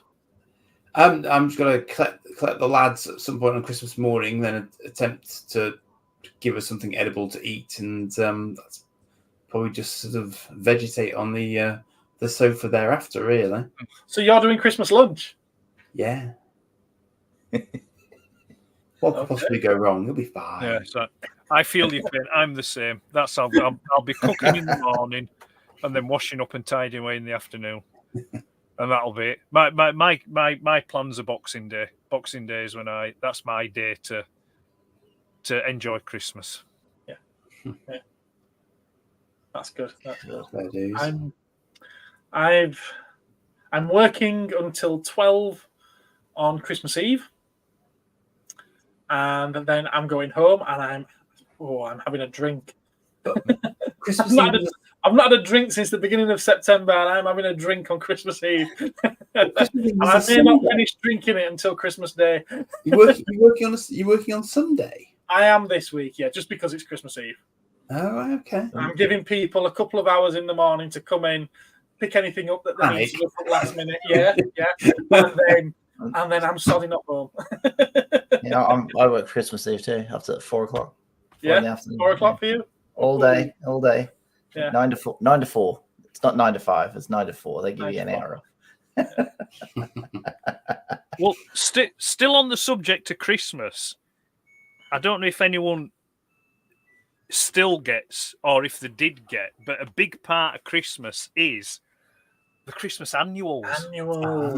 Yeah, that was always a big part of Christmas for me growing up.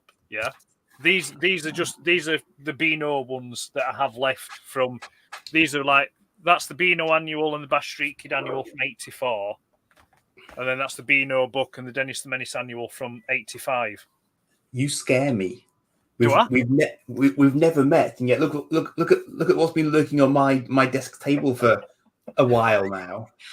All right, yeah. Annuals. Get your annuals out. Yeah. You can't beat a good annual. You can't beat. Well, I see you those annuals, yeah, and I raise you some Transformer annuals. Oh. Yeah. I do remember having the 83 He-Man one. I remember having that one. Yeah. Spider-Man. So we've got that's the 85 annual. And then we've got this. This is, I would say, this is probably maybe it's in my top. That's not an annual. That's the Centurion's toy catalogue, effectively. Yeah. It's in my top to keep it safe. Yeah, it's in my top 5 favourite pieces of Transformers artwork, and that's that. I love that cover. It's beautiful. That's an amazing cover. Terrahawks. But even better, it's got this awesome picture on the inside cover. Oh, that's a nice one, isn't it? Yeah. Nice piece of artwork. Yeah. Not an annual, technically, but... Yeah. So, you always keep them with your annuals, don't you? Yeah. An annual. The wind blows. Yeah, I remember when that came out. I remember watching that. Yeah. They all die at the end. It's about a nuclear bomb. The story. Are you just pulling stuff off your bookcase now? No, this is literally on my desk next to me within arm's reach. Right. But yes, right. I had been gathering some with a view to doing a video on some. There's another Terrahawk one. That's annual, yeah. Gav's shaking his head at me now. See, I used to have like all the Space 1999 annuals. But they've all gone. Strength of the bear, speed of the puma, is it? Something like that. I don't know. I always get them muddled up. He had skills, basically. Looking TV annual? In DL. Now, you've got that because of Starfleet. You'll have that. Has that got Starfleet? No. I got like 50 looking issues because of Starfleet. They're upstairs. Yeah. Well, I've got that, which is from Christmas '86, which is the original. I've got a really battered version of that somewhere. UK Marvel TV 21. That's one of my oldest ones. That's older than us. It's 10 years older than me. Yeah. Billed as the winter special. Oh yes, the winter £1.45. And then closely following that, it even still has my name at the top, written in pencil from the newsagents. This is the movie poster magazine. Oh, I remember that. Yeah, I remember that. And it's a poster. And I will try to fold it out. I mean, it's got some great artwork on it. There's that. Yeah, 70p that was. There we go. Oof.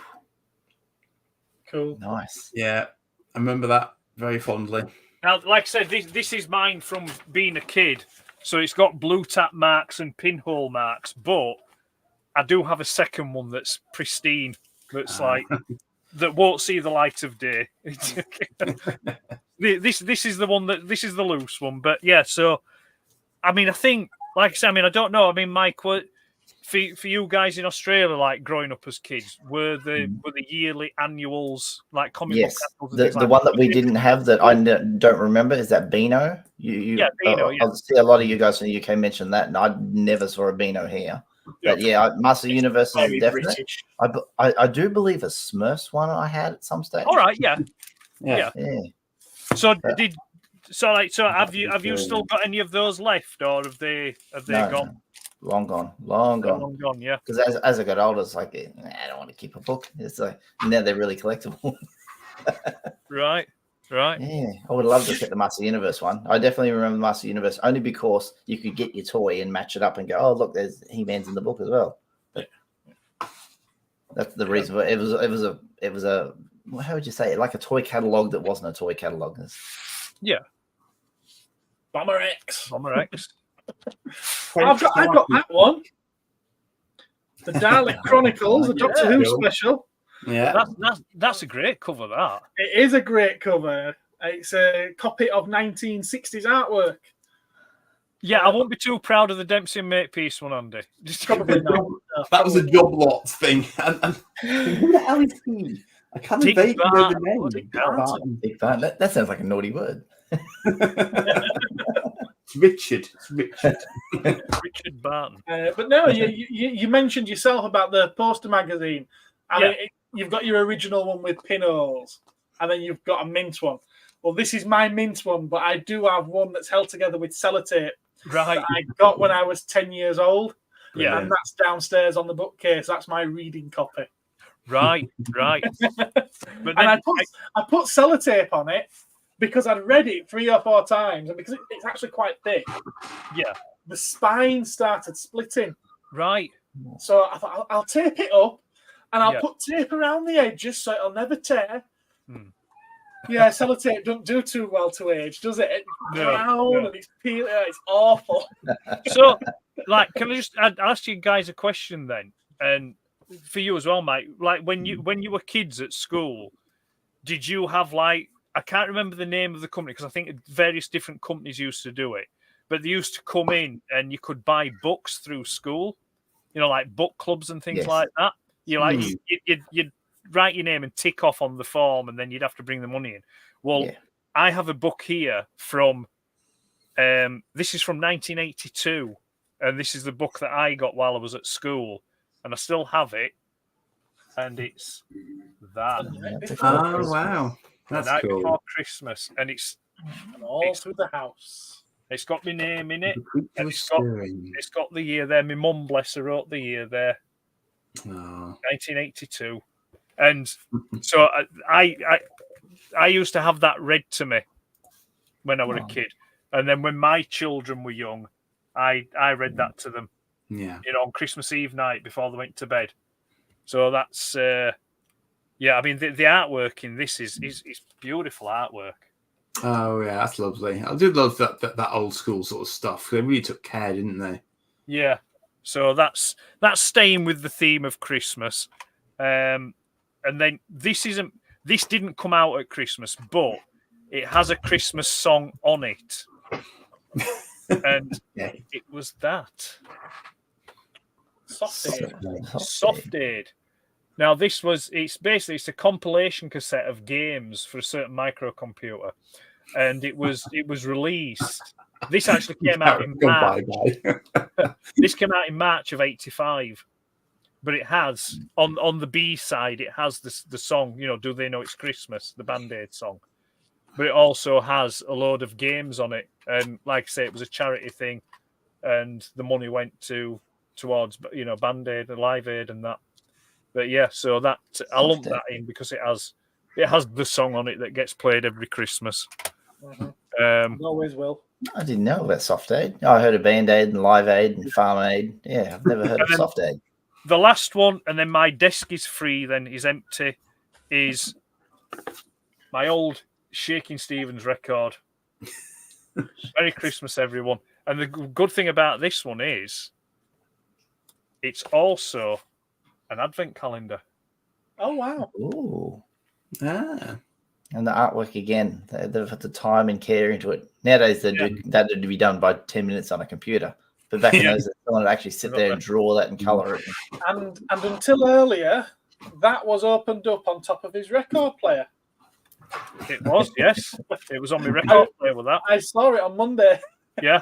But now it's part of the Christmas decorations now. Because having seen what you had on your record player on Monday, guess what I've been playing tonight? You've been playing Nat King Cole? I've been playing Nat King Cole. Yeah. Yes. Well, there's certain records that I remember from childhood that I have that get played at Christmas, and Nat King Cole is one of them, and the other one is the Tijuana Brass Christmas song. That's a brilliant one, is that? So yeah, I thought you might have spied them, especially with it being a picture disc. A picture disc, yes, I know. Mine's just black vinyl, I'm afraid. Yeah, but so yeah. So that's my desk free now. Free. Fair enough. I don't think. I've got stuff that I could show you, but I'm not going. Well, actually, I will show you one. It comes out every Christmas. Yeah. It's a custom figure that I made, and you'll remember it, Ed. Yeah. Yeah. Have you still got the TARDIS and the reindeer for it? I've still got it, yes. Brilliant. So he's the 12th and the 14th Doctor, is that correct? 10th and 14th. 10th and 14th. You're not far off. I know very little about Doctor Who. I know. No, no. I've got me Ultra Magnus dressed as Santa there. And then I've got me AT-AT driver riding a reindeer there with a Santa hat on. Didn't it used to be MP10 what you had dressed as Santa? Yeah, I change it every year. Last year it was Megatron. He was Santa Claus for a year, was Megatron. This year it's Ultra Magnus. I think next year it might be Soundwave, I think. Fantastic choice. Is that the Nat King Cole? Shouldn't it be Starscream one year? Because he was in that issue where he had a bar humbug moment for Christmas, didn't he? Yeah, with Josie Bella with Circuit Breaker. Yeah, but the Santa jacket that I made won't fit on Starscream. I'd have to make another one, but it'll fit on the other ones. But yeah, there's been a couple of Christmas specials, But yeah, the Starscream one, I think that's probably one that most people do remember. Yeah, where he decides not to shoot Jazz and kill Jazz because of Christmas. Because of Christmas. You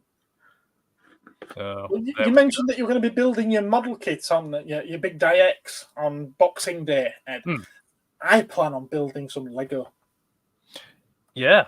I haven't decided yet what, because I've got piles and piles of Lego sets that I could choose from. But I might wait and see if I get one for Christmas. And if I do, I might do that, and I might, because I keep threatening to do a Lego build along live stream. I might do that if I do it. So you ought to video yourself building like a big AT-AT, Lego AT-AT. Yeah. We're talking about Mark now. Yeah. Has he finished it yet? I think he got stalled with his AT-AT for some reason. I don't know why. Right. And has he finished that kit yet? That Knight Rider? I don't know. I was going to ask him about that. He's supposed to be coming on Friday, so right. I'll have a word with him and see if he's finished that. I hope he's finished it because he's been at it for ages. Well, he was doing a Lego Starfighter. Excuse me, just 2 minutes. Yeah, he was doing a Buck Rogers Lego Starfighter, wasn't it? But not Lego. I've had this. You got one. I've had this sat on the floor in my room for God knows how long now, and I still haven't made the bloody thing. There we are, Boxing Day. We should do another stream of just building things. Quietly making Lego sets. Yeah. So if that stays in the box for, like, say, 15, 20 years, will that appreciate in price, not being sealed? I don't think it's one of those sets, but it could, I suppose. So I was thinking, I don't own any Lego. I know it's all action figures in my house and trading cards. Lego is something that does tend to appreciate it does. Quite rapidly. Usually, it's the more expensive sets which were harder to get. But even some of the cheaper sets now, certain ones go for silly. Oh, he's here! You heard us. His ears were burning. We were just talking about you, Mark. Yeah. How you doing, mate? Ed was asking, have you finished your Knight Rider or your Lego AT-AT yet? Have you? Inquiring minds wish to know. It's typing right now. It's typing away. Oh God. Oh God. He likes to start things but not finish them. He has got a link, so he could join us if he wanted to. Naughty wishes. wish. Cosmic Christmas Council. Yeah. We all should have Santa hats on, shouldn't we? Yeah. Yeah, no, I don't have one. I don't have one. Hey. I did have even he doesn't have one. If he's not got one, his sonic screwdriver looks like a candy cane. It's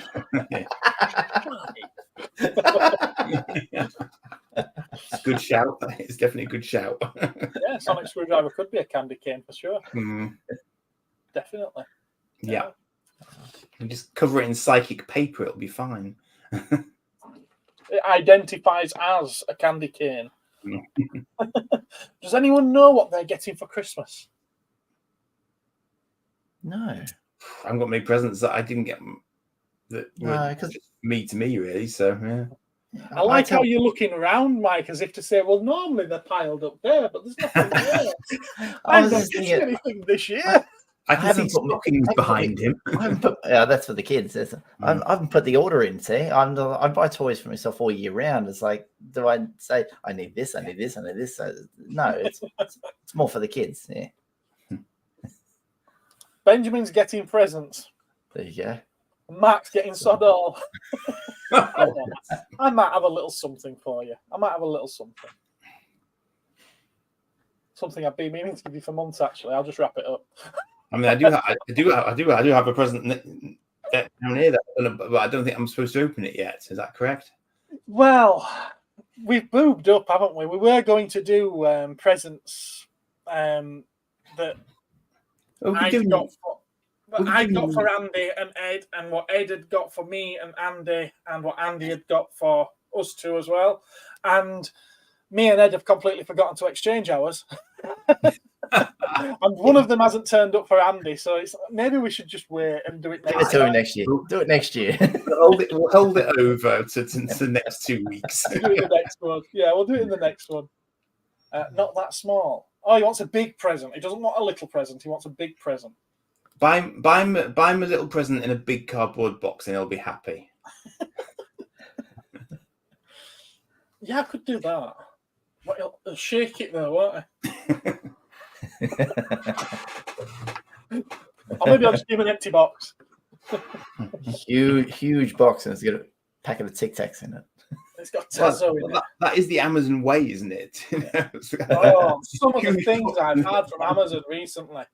Huge boxes with tiny little things inside them. I know, it's bonkers, isn't it? I don't understand the logic at all. That said, anyone who was watching my stream this morning, they'll have seen that I packed essentially a comic. It was 3 comics, wedged it between 2 pieces of cardboard, put it in a comic book mailer, but because it was expensive and I didn't want to risk it getting bent in the post, I then put it in a big box as well. You said this morning, that was yesterday for me. I joined that a little bit. Yes, you did. Yes, that was yesterday for you, wasn't it? For me, that was yesterday. Yeah. That was this morning for us. Wow. I heard that's what you need to do to make it big. What? Put it in a great big box. You're getting crude now, Mark. Yeah, you did. You stopped by to say hello, didn't you? That was a little experiment. I don't know how it went yet. I've never streamed from the shop really. No, I noticed that when I came on tonight. I thought 9 hours ago. I thought that's weird. I thought that would be daytime. Yeah. I was just chatting nonsense while I was packing parcels. I was thinking of something you can try. Is you do one with the webcam and then one with your phone. So one is on your face and you're talking to the camera, and then the other one is your hands putting all the stuff in the boxes. Because your stuff is just out of screen, and you just see your hands doing that, and you don't actually see it until you hold something up. So I was like, if you could talk to the camera, and then another camera's down here looking at all the stuff that you got, all the goodies. Yeah, that's another option. I'm always thinking like that. I don't do it myself, but I'm always creatively. Yeah. No, I like setup for it. Yeah, there's things when I used to paint these things. I used to do live streams of painting these guys. Oh my god, Warhammer. Tiny. That's what scares me. I could never do that. I used to angle the webcam down to the desk here so that they could see what I'm doing with my hands. And then I'm looking up at the screen to read from the chat. but no, they couldn't see my face. And I don't know, did they want to see what I'm doing, or did they want to see me? And I'll leave them seeing what I'm doing. So if I was going to do what you've just suggested, I'd just angle the camera down to the parcels.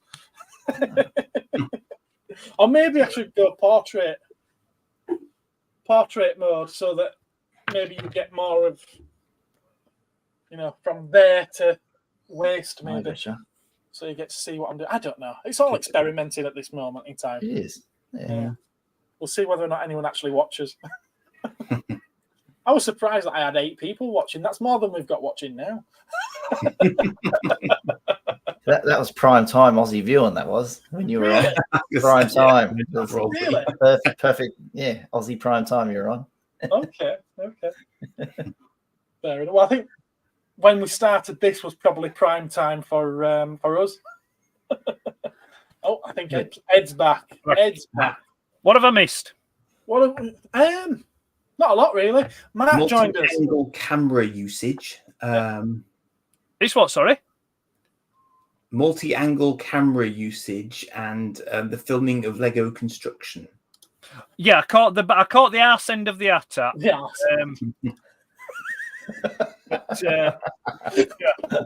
the arse end of the attack, but right, okay, multi-camera anglage. Yeah. Well, yeah, Mark did join us to tell us that he hasn't finished building those things yet. All right, we're in the chat. Oh yeah, he was in the chat. Oh, Gaps joined us at last as well. Hello, Gap. We were talking about you earlier. Sod all. Benjamin and Ark. Who's Ark? I think he means Mark. Oh, Mark. Yarr. I thought he was trying to talk like a pirate. He's disappeared now as well. Everyone's going to bed. So what was the question you had up then? What was the... Just, do we know what we're getting for Christmas? You do. I know 2 of them, but I don't know any of the rest of them. All right, okay. You know what your mum's getting you? I know what my mum's getting me, and I know what the wife and the kids are getting me. Okay. Well, one of them anyway, but the rest of it is a complete mystery to me. Oh, excellent. So what are you getting that you know about? I'm getting the Lego Batwing. Mm-hmm. And Cool. I'm getting the Atari 2600 Plus. Oh, The new one. I've seen one of those. Yeah. Tempted. I've seen one. Very tempting. It's nice. I mean, I have taken it out of the box to test it to make sure it's okay, and I've put it back in, and it's gone off to Santa now for wrapping. But it's nice, but it's not. It's about 80% of the size. It's about 20% smaller, so it's not the same size as an original Atari. That is a bit disappointing, but I knew that going into it. I knew that it was going to be smaller. But I am disappointed as well because they keep going towards the T2600 rather than the VCS. I'd like them to do the VCS, because I think it looks better with the six switches on it rather than the odd number switches and then the ones at the back. So it would be, So those are the 2 I know about. That I have made a list, but I don't think it's been checked twice because I have been naughty. Is that your first Bat Lego, or have you had the... Oh no! Oh God. No. The actual first bit of Batman Lego that I got would have been back in 2001, I think, maybe 2001, and it was my missus went to New York with some friends for a long weekend. I know that shop, yes. And she brought me back. It was... I've still got it. I don't have the box or anything anymore, but I've still got the set. And it's a Batman dragster, and then it's got Catwoman and Catwoman's motorbike. Take another one. And I've got the big Batmobile as the one bit of Lego that's in my living room. Right. I do actually have the Batwing, but it moved with me to this house, and it's just stayed put ever since. Yeah. So it's still to be made, actually. But Right. yeah. So so once I've got the Batwing, I think I might try and see if I can pick up the smaller Batmobile one. I think is it Batman versus the Joker or something. Yeah. It's not quite. I don't think it's quite the same as the smaller Batmobile that came with the big Lego Batmobile. I think it's slightly different, but yeah, I think it is important to. I think other people may have different opinions, but my opinion is I don't think it's not Christmas unless you've got at least one toy to open. You need to have at least one toy or one kind of a toy. You need a toy to open at Christmas because that's no matter how old you are. Yeah, no matter how old you are, you've got to have at least one toy to open. Fair dues. And that is exactly what Ann Summers set out to do when she opened up her business. What, a toy to open? Yeah, she wanted everyone, even adults, to have a toy to play with at Christmas. Yes. Benjamin seems surprised that you're not getting a Spectrum. The thought had crossed my mind. But I'm struggling to find one that I haven't got. And Gap seems to think that you're getting coal. Spectrum coal. Yes. No. Atari it is. Yeah, Atari. Yes, it's an Atari. Well, I've had a few sort of like the retro consoles this year because for my birthday I got the mini Amiga 500. I'm going to get that at some point, I think. Yeah, and then my old school friend has he got me the C64 Mini, the Commodore 64 Mini, which is interesting because I don't know if it's already out over here. I think it's already out in the States, but they've done a full size one with a working keyboard. So it's not. It's an emulation. It emulates, like the C64 Mini. But to be fair, they all do. I mean, even the Amiga 500, it's an emulation. It's not actual, And the Atari 2600 Plus, this new one, that's emulation. But what it does is, when you put the cartridge in, it dumps the cartridge into the emulation software. So it doesn't. The game doesn't come on immediately like it does on an original Atari. It takes about anywhere between 10 and 15 seconds before the game actually comes on. So, because it's running off the emulation on it. But it don't matter. It's HDMI. So it's, you take the rough with the smooth on things like that. Wolverine says that my favourite toy is a sonic screwdriver. No good to me. They don't touch the sides. Gap's sending me a Davros in a wheelchair, and it comes with a ramp. That's a Doctor Who reference, Mike. Actually, that's an interesting point about Davros because in the new Doctor Who, in the episode Dalek, with Chris Eccleston and Billy Piper, that's when they've made the Daleks be able to fly.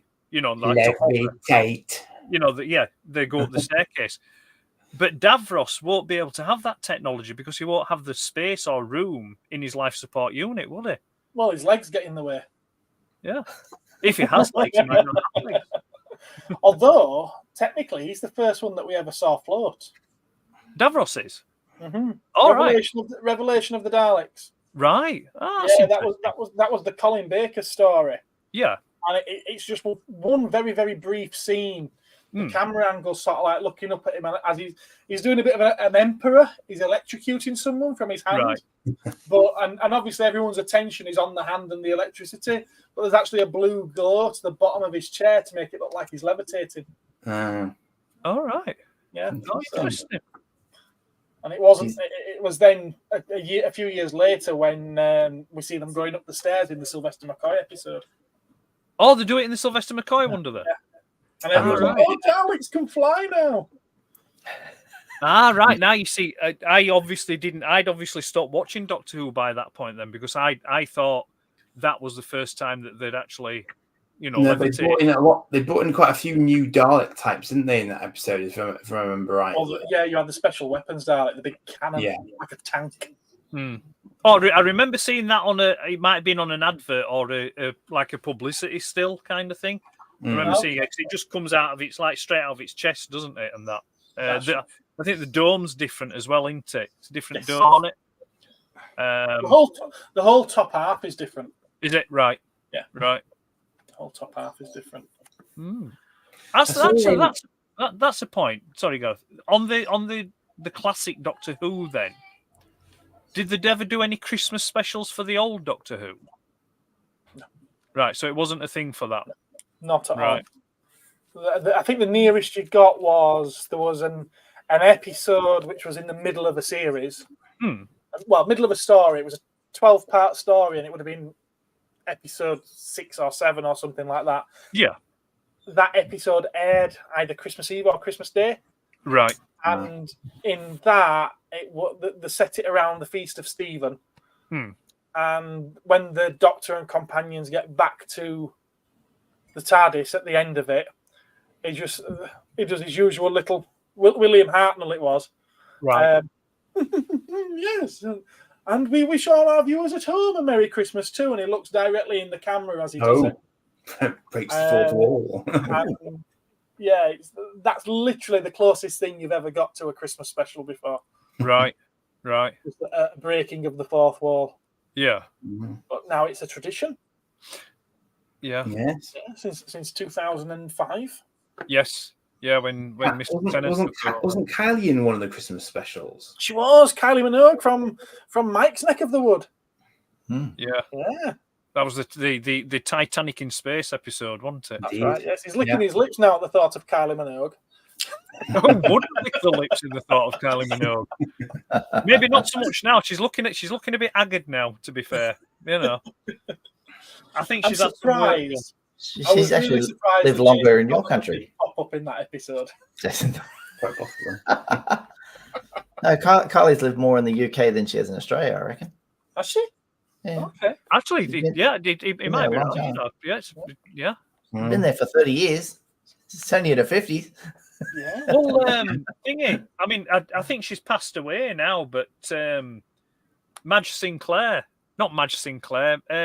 What's her name now? Her played Madge Ramsey, and then Madge Bishop in Neighbours. She lives in Ireland, or she did live in Ireland.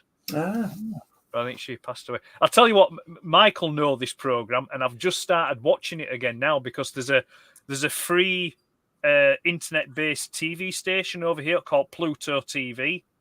I don't know if you have it in Australia, and they've started showing all the Prisoner Cell Block H's again from the beginning. And I've been watching that, and it's like I used to love that when I was younger. All around the world, it was Prisoner Cell Block H. But in this country, they're just called a prisoner. Right then. Right. We had a prisoner. That's why we had the different name. Yeah. Right. Yeah, makes sense. Yeah. But yeah, I was just like, because I was looking through it, and this thing came up, and I thought, and I put it on, and they're there. So I've been watching episodes of Prisoner. It's like, B and Lizzie and B and Lizzie and Freak. The Freak, Vinegar Tits and Vera Vinegar Tits. What a freaking good name. But it's amazing to see. I mean, not so much now because I'm still on the first series, but I remember from later series, you had all like the actors that turned up in like Neighbours and Home and Away, but before they were famous. Yeah. Because I think the guy that played Harold Bishop in one of the series, I think he's some kind of social worker or something in one of the episodes and that, Correct. So Ian, and you got Stephen Dennis turning up. Yeah. Doesn't it make you feel good? But yeah. Because when I was a young fella, I played at a golf club, and one of the people at the golf club was an old actor, and he said, "Oh, he used to be in Country Practice," and I'm like, "He is," and I went back and looked at it, and there's one of the old Country Practice. So he worked with all those people on Cell Block H as well. Yeah. Right. Yeah. Wow. Cool. Did you get to talk to him? Yeah. It was my buddy. They hooked him up with me every time. It was like, oh, you can go on the cart with him. You know, I had to babysit the 80-year-old man. He was also in Doctor Who. He was also in Doctor Who as well. Yeah. Oh yes, You mentioned this. Yeah. Yeah. His name's Kevin Leslie. He's credited a couple of times in Doctor Who. I want to see who he is. So did he tell you any interesting stories? Yes. There's a story he told me about. I don't want to sound terrible, but there was an actor who was a homosexual, had to kiss a woman and had to have a bucket to the side. So after he made out with a woman, he had to throw up in the bucket because the thought of kissing a woman. He said, that's the weirdest thing I've ever seen in my life. that was the odd one. The cool one was he was Abbey Road in '69. He was actually, you know, the video they did for the Beatles? Yeah, he's somewhere there. I don't know where. I've looked a few times amongst that big crowd of people and the hey dude, all them people. He's somewhere in that crowd. Right. And I was like, what? Excellent. Yeah.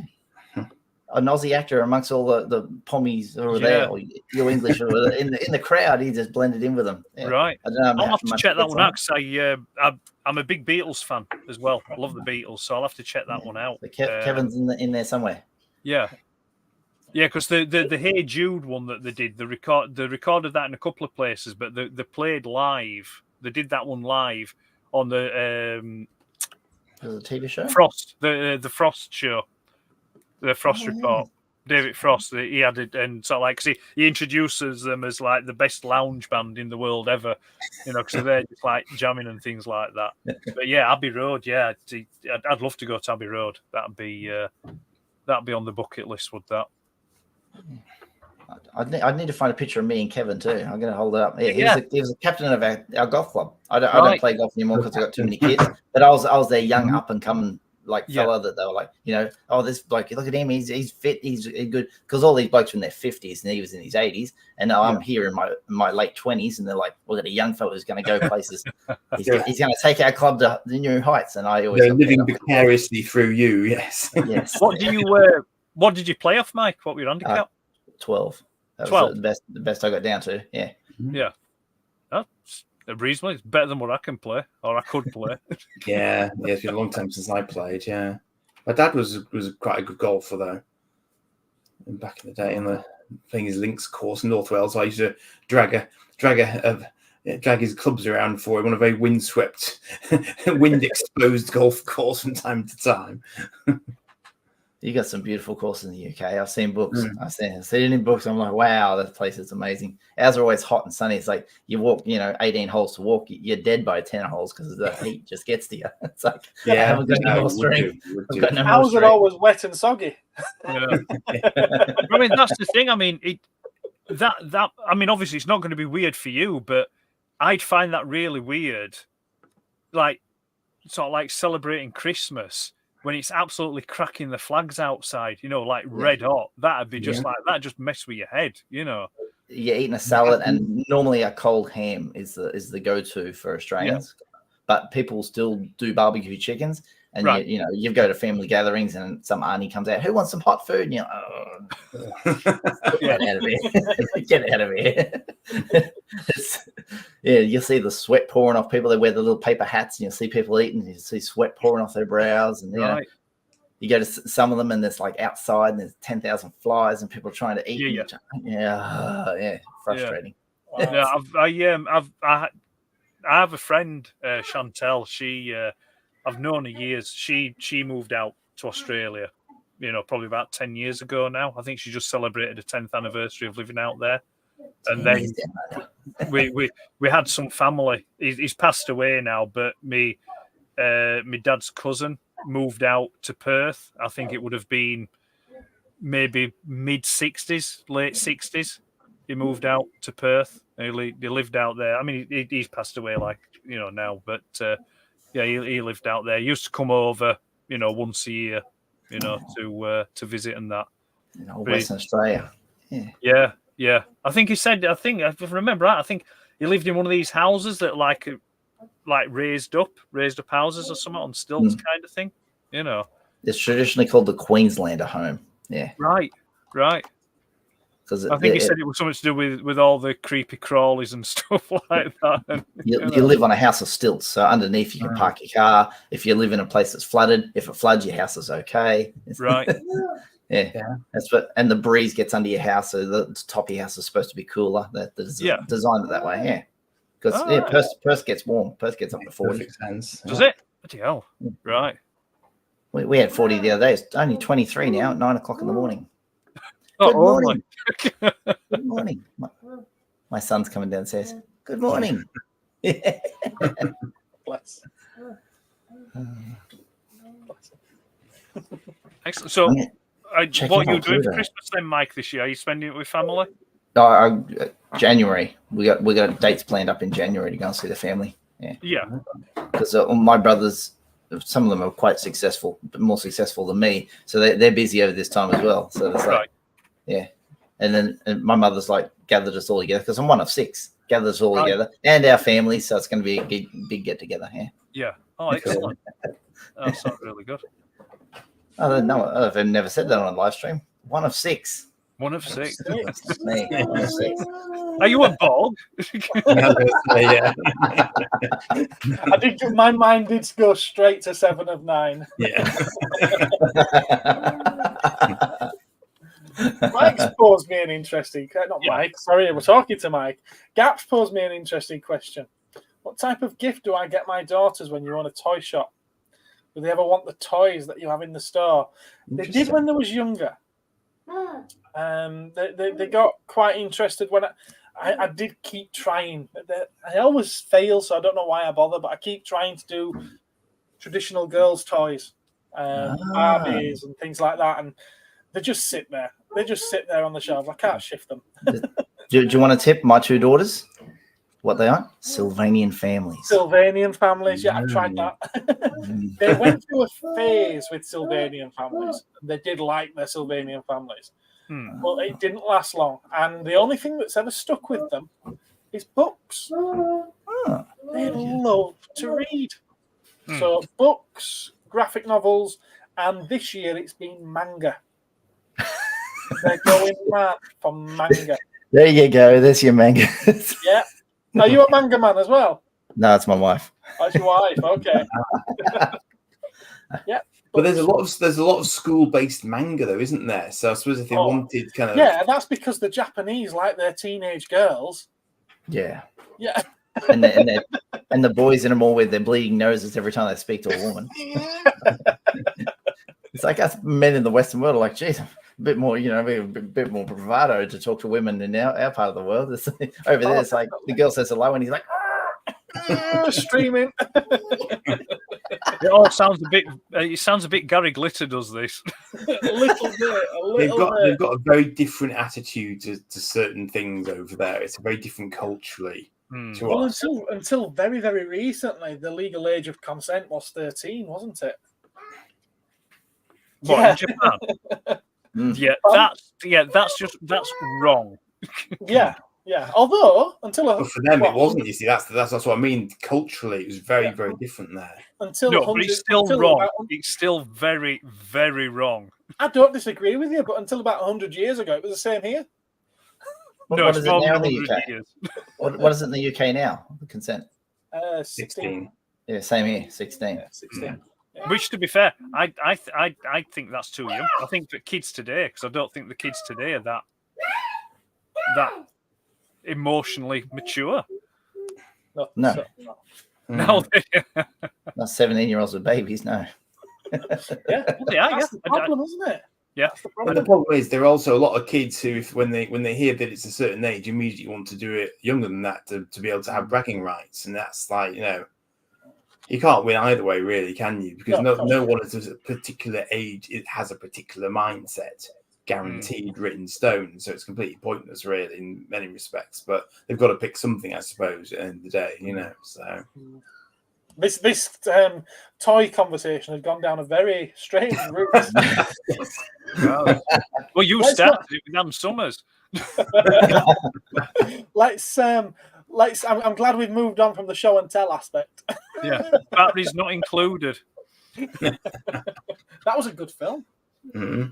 It's not bad. It's all right. I loved that as a kid. Batteries not included. That's another one I have to show the girls as well. Right. Okay. I've got a question for you then. I'll ask you all. You can answer individually if you want. But what's your go-to Christmas movie? So, Mike. At our house, it's Home Alone all day Home long. Alone. We've seen it about 300 times, I think. Yeah. Andy? Yeah, I think Home Alone is a good one as well. Trying to think what my. Sometimes there are some Netflix ones that we've seemed to have started watching of late. They're very they're very cheesy. They're quite Hallmark, but they're fine. It's I can't remember what they're called. But I know what you mean. Yeah, it's always the Christmas blessings or the love of Christmas, Merry Christmas. Yeah. The one with Amelia Clark. I want to see that just for personal reasons.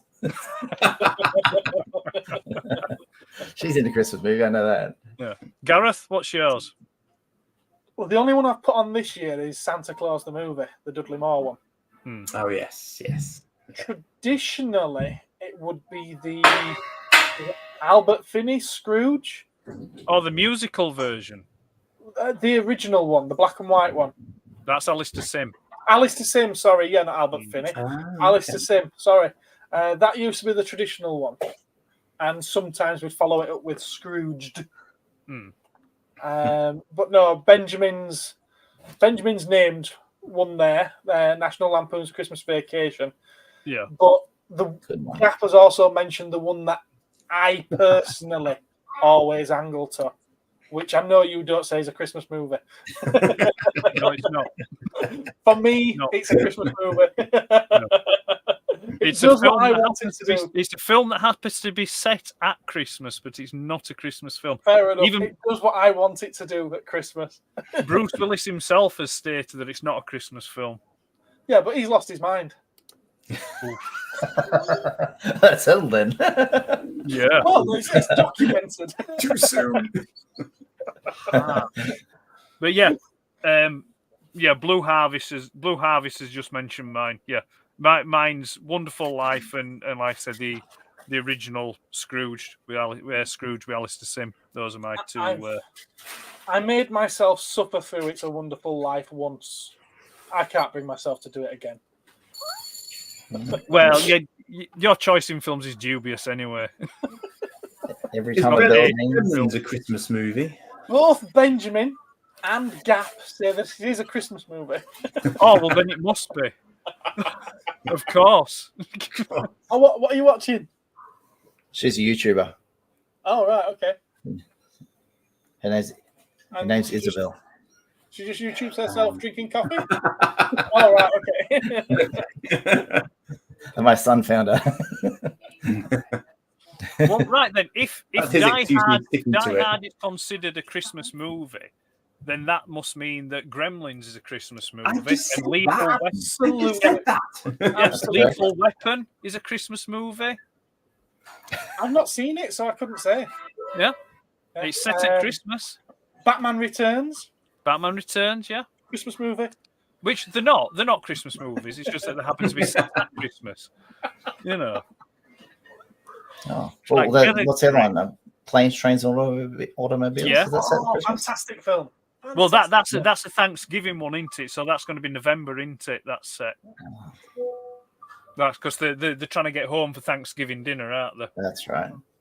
So, but a push. Yeah, you could say it's a holiday film. I mean, like I said, I would say There is The Holiday. You what? Sorry, Andy. There is The Holiday.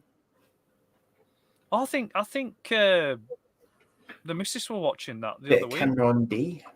Yeah, and is it Jude Law that's in it as well? Yeah. That's what they were watching. Yeah. I was just like, it's quite good actually because they're just quite nice human stories. If we're if you're going to wind it back to the Godzilla movie, it's quite nice. Actually, if I confess, I did actually start watching it when Eli Wallach turned up. He's the actor that plays the Ugly in Good, the Bad, and the Ugly, and he also plays the bad guy in Magnificent Seven. He did a lot of westerns. He also plays Don Altabello in Godfather 3, but we don't talk about Godfather 3. No. But yeah, he was in a scene with Kate Winslet, and it was actually, to be fair, that was actually quite a good scene. Yeah. But then when them other Ponces came on, I was like, no, just go off and do something else. But, Benjamin's put Jack Frost, the one with Michael Keaton. Yeah, very good film. Yeah. And Gap is not happy with you at all, Eddie. I never said it. What?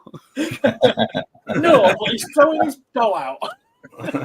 He is. I've been hit on head with this bloody teddy flying out at cock. Ed watches My Little Pony at Christmas. There's so many. There's so many. Yeah.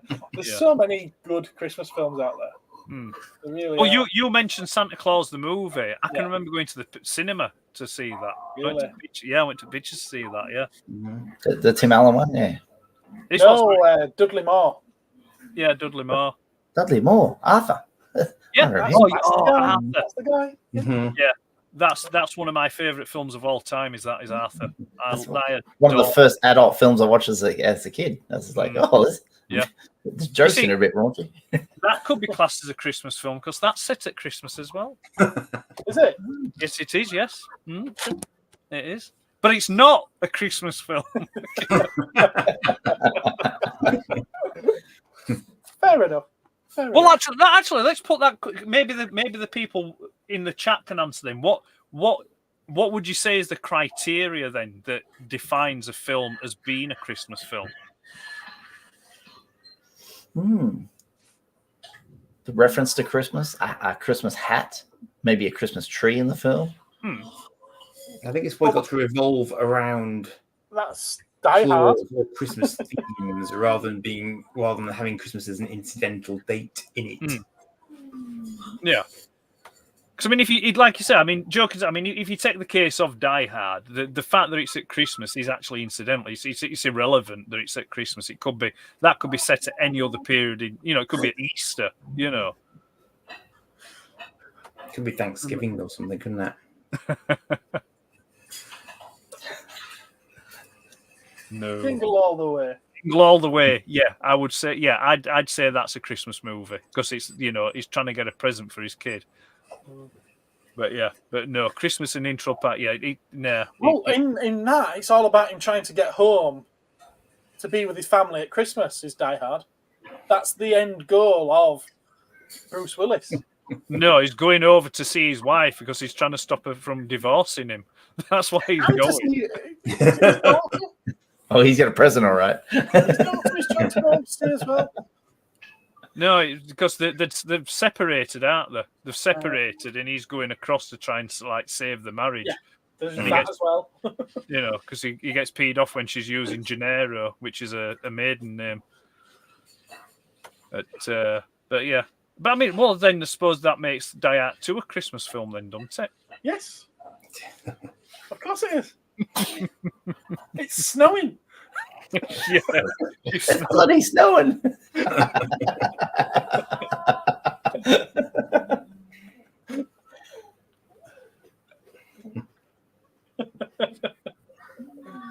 I love to have a bit of fun. I do. Now, I think now that you're eligible for monetization, you probably have to get Mike's children to sort of sign off on the fact that they're included in your video. Oh yeah, right, okay. And we've got copyright content as well.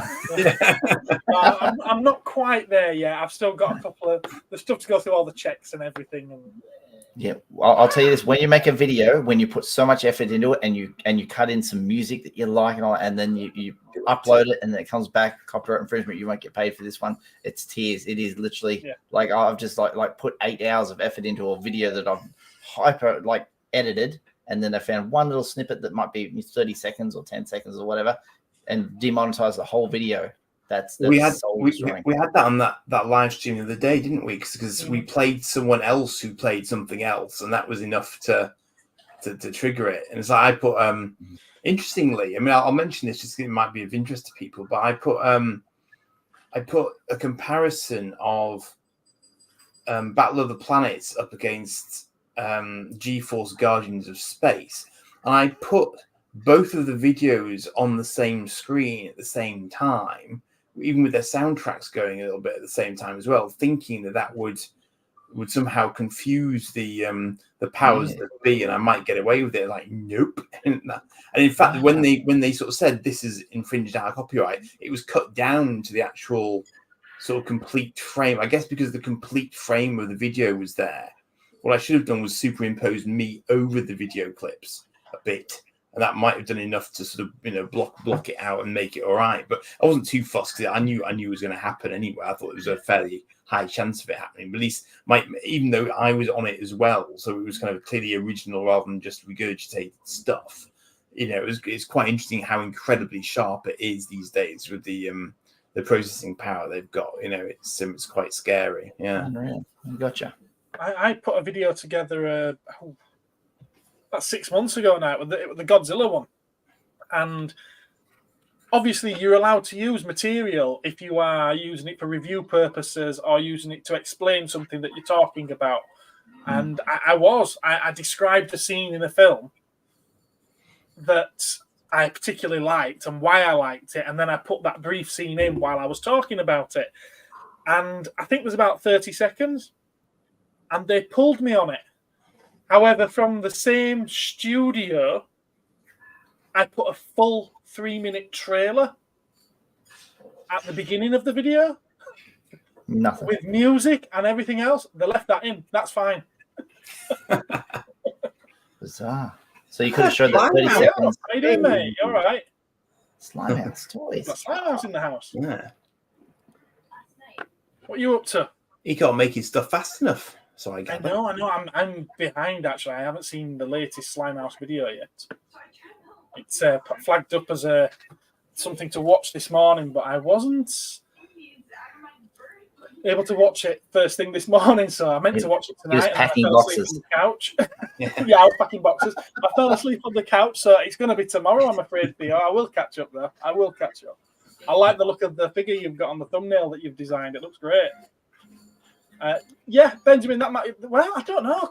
Free advertising, that trailer, maybe, but it was for a 1990 movie, or 92, 93 movie. So, yeah, no one's flooding to the cinema to see that right now. True. It's just working on the next one. Oh, your next figure. Brilliant stuff. Brilliant stuff. Oh, I like that. Mark straight in there to show Theo's channel. TV. There we go. But he's over there. He's now. But he's now got a warehouse, not a warehouse, but he's got like a sort of production studio in his house, hasn't he? Backyard by the look of it. I think it's a backyard, isn't it, Theo? Last summer, I used to go over the hills. It's like a 10-minute. Is that right, Theo? It's in your backyard? Area. It's such a dear place in my heart. I haven't been since last year. Where's your son watching? He is. He was very, very giddy over your Godzillas, wasn't he? As I recall. My daughter's over there too. It's in the backyard. I thought so. Yeah. Yeah. What is she? What are they watching? Oh, this Canadian. Oh, she's American. She lives in Washington State. Okay. She's just a vlogger, a very attractive vlogger. Lots of reasons to watch. She goes shopping and she cooks some food and she might go for a swim. Thousands of views. Yes, Gap. I think Benjamin mentioned it earlier. I don't suppose you've seen it yet, Mike, or have any interest in it? Have you seen the new Godzilla movie? No. No interest. No interest. No. Okay. No. I don't do lizards. Fair enough. Yeah, I think it will work quite well in black and white, actually. There you are, Andy. It's official. Everyone gets to give up the Godzillas. We're going for a swim. They're dwindling too much now. They're dwindling too much. I've still got some to dig out. There's some... Well, my arms can't go wide enough on camera, but there's an absolutely huge 3 of them, remote control ones. There's probably about... Yeah, you still can't see, can you? The box is probably from there to there, and maybe 3 of those cabinets wide. And there's 2 Godzillas and there's a Mothra remote control. Wow. I really can't wait to have a go with them, but I had time and I ain't got anywhere big enough to get them out to have a play. To whiz them around. I wonder if Ed's disappeared for the night or if he's just gone to do something. Well, I was going to get ready to say goodbye because the family's waking up and the house is getting loud and they're not turning the TV down. So Just buy something from that collection, but got no room. Yeah, you've not. Benjamin's not really had Godzilla stuff so far. I think you've had a Funko Pop, haven't you? I've had a Funko Pop. That's more manageable size-wise, certainly. Yeah. And no, I'm missing my pink one. It's gone. I need to replace it. When I kept that blacklight one, no, Mark, you're not getting my Robo Skull for Christmas. I don't know what you're talking about. Never hopeful. Only about £350, aren't they? £350, aren't they? And the rest of it. And the rest of it. Yeah. They're going up every year. They are. It really is an investment thing, is the Robo Skull now. It can't go up much further, though, surely. It's got a couple of comments. Okay. It will. Yeah, so I mistakenly didn't take it off the website when I kept it, and someone bought it, and I ended up having to post it out to them. So I need to replace it now for myself. That was one of the better blacklight things in the cabinet. I just sold one of those today, so if you want one, there's only one left. Well, I'm going to leave you now, so thank you for having me on. Right. No problem. I think we're going to be wrapping it up soon anyway, Mike. So you take care. Thank you. All the best for Christmas. I'll get this TV turned in. All the best for Christmas. Merry Christmas, all these. Merry Christmas. Happy New All a Year. good night. See you later. Take care. See you guys. Thank you. See ya. And Mark missed out on the 40th anniversary book on the Robo Skull. There's a book about it. There's a whole book about the Robo Skull. Really? A whole book about the Robo Skull? We'll have its own TV show next. Possibly so. Yeah, everyone's saying bye to Mike now. There we go. So are we going to bring it to an end, I think? Looks like it. We've been left two-handed, haven't we? So we have, yeah. Ed's disappeared. Yeah. He didn't say, but I bet he's nipped at Lou and got caught up with family. Yeah, well, it's that time of year. He's probably been pulled into doing something else, hasn't he? So Probably. He's got to wrap presents. Yeah. It was by Bob himself. All right, okay. Bob Breakin. Of Mr. Palitoy himself. Right. Okay, then. Well, I'll wish a Merry Christmas to everyone who's in the chat. As Everyone who's watching. And, yeah, I think we're going to get off. Catch you in 2024, kids. Oh, you'll see me before then. Oh, toy fairs next week. Are you at any of them? I don't know. When are they next week? There's one on the 29th. I think that's Bolton. And then there's Doncaster on the 30th.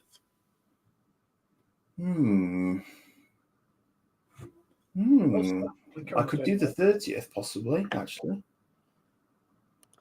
Oh, yeah, you turned up just as we're going. You'll have to come on to one of these. See you. 30th. I'm sure I'll see you at some point, Benjamin. Mark's going to Donny. Mark's going to Donny. Okay. How are you getting? Yeah, I can't get to Stafford, unfortunately. It's too out of the way for me. It's supposed to be a good one, though, isn't it? It's supposed to be a really good one in Stafford. I'm going to have no money, though. Yeah. Actually, I might have it Saturday, actually. I could do with trying to get rid of Bolton and start doing Stafford instead.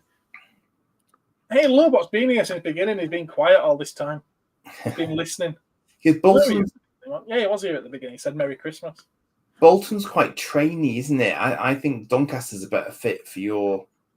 He's a cheeky one. Oh, no, steady. You can buy me a pint first, Mark. I mean, yeah. That's his Christmas present from you. A lift to Donny. We'll see. We'll see. It might be a possibility. It might be a possibility. You'll have to get in touch with him then. It's in the right direction anyway. Actually, yeah, because last time we had to go sort of back on ourselves, but actually that would be in the right direction. Okay. Yeah, I'll think on. It's one of those things that popped into my head and then popped out again. So I'm sure it's 30th. Let me check for you. No, I'm sure you're right. You could well be right. I remember there was one due before the end of the year. Yeah, Doncaster's 30th. 29th is Bolton, and 27th both is of those? Stafford. Pardon? Are you going to do Bolton and Doncaster? I'm doing both of those, which means for a change, Doncaster's going to get sloppy seconds. But I don't think Bolton's going to be that busy. It never is. Lobot says he's a listener and the ladies love him. But on a Fridays, yeah, I mean that's going to be quiet. I would have thought. Don't know, but yeah. Right then. Right. Good night. And then it's probably back to where. I'm back. You know, he's only come back because we were saying good night. Hello. Hello. You're right. Actually, no, we're just coming back to say that I've got to get off. All right. No, that's all right. Don't worry. Are you not doing the gift part thing? Well, I realised that me and you haven't exchanged presents and won't be doing that until Saturday. Yeah. Saturday. I think it's Saturday. So, can we do this? I'm happy to do it if you're happy to do it. If you want, you can do, Mark. You're welcome to join us. Where's he going? Oh, down to Toy Fairs. Toy Fairs. That was being discussed. Yes. Right. Other things. Are we opening these Andy presents? They kind of. Did you get the one? Did you get the one from me, Andy? No. It hasn't. All right. I thought you said it come. No, I didn't know I was getting one from him. So I've got one from him. He's got one from me. Is that the one that's in the Amazon box? Yes. Yeah. Right. Okay. See, you pay for next day delivery, you don't get next day service. This is the shape of the one that I have. Right. Which was in and that's inside the box that you said it would be inside a box, so I wasn't really sure whose I had. Yeah. No, this is it'll be like a square box. Like a raving. Yeah. How big's your telly? Yeah. Well, yeah, no, it's up to you. It's up to you. I'm easy either way. Well, let's wait till we've all got them and then. Yeah. Or you could just open them in the privacy of the next one. Home. Sorry, what was that? I said, you could open them just in the privacy of your own home and share them with the world. And keep the joy to yourself. That's up to you guys. Whatever. Let's share the joy next time because it's very late on now, anyway, isn't it? So, it is, yeah. So what are we? A brief one in between Christmas and New Year, or are we just waiting until the 3rd of January? Is it 3rd of January? The next one? It is, yeah. It would be. It would be. Is it really? Unless you want to slip a quick one in. I'm always up for that. Wait, no, you can't because in 27th and 28th that you're toy fairing. 29th. I've just been through this. 29th and 30th. Oh right, okay, yeah. So you could either 27th or 28th then. And 27th, actually, there's a point. On the 27th, I'm live streaming my giveaway for. Yes, I've got that on my calendar. I was trying to read my own handwriting then. I was thinking, what's that? What I really should be promoting this, shouldn't I? Right, okay. If you're subscribed, you are welcome to join the live stream on the 27th. All you have to do is say hi in the chat and you stand a chance of winning this. You've got to be there for 8:30 because at 9 o'clock I start spinning the wheel. If you guys wish to join me on that live stream to open presents and chat Christmas shit, you are more than welcome to. Oh, excellent. Yeah, well, yeah, do that. Well, if we're promoting... Yeah, but on 27th, yeah? Yeah. 27th. Right, well, if we're promoting stuff... Hi, it's Ed from Vaults of Icon. Just a quick one. You are cordially invited to join me on Thursday the 21st of December at 8:30pm over on YouTube for the Collector's Archive Christmas special. Hope you can make it and join us in the live chat. It's a bit of a special one, put a bit of work into it, and I hope you enjoy it. It's a way of, of say thank you to the people that's taken part and supported and helped me over 2023. So yeah, hope you can make it, and yeah, thanks a lot. We'll catch you soon. Why is it snowing in here?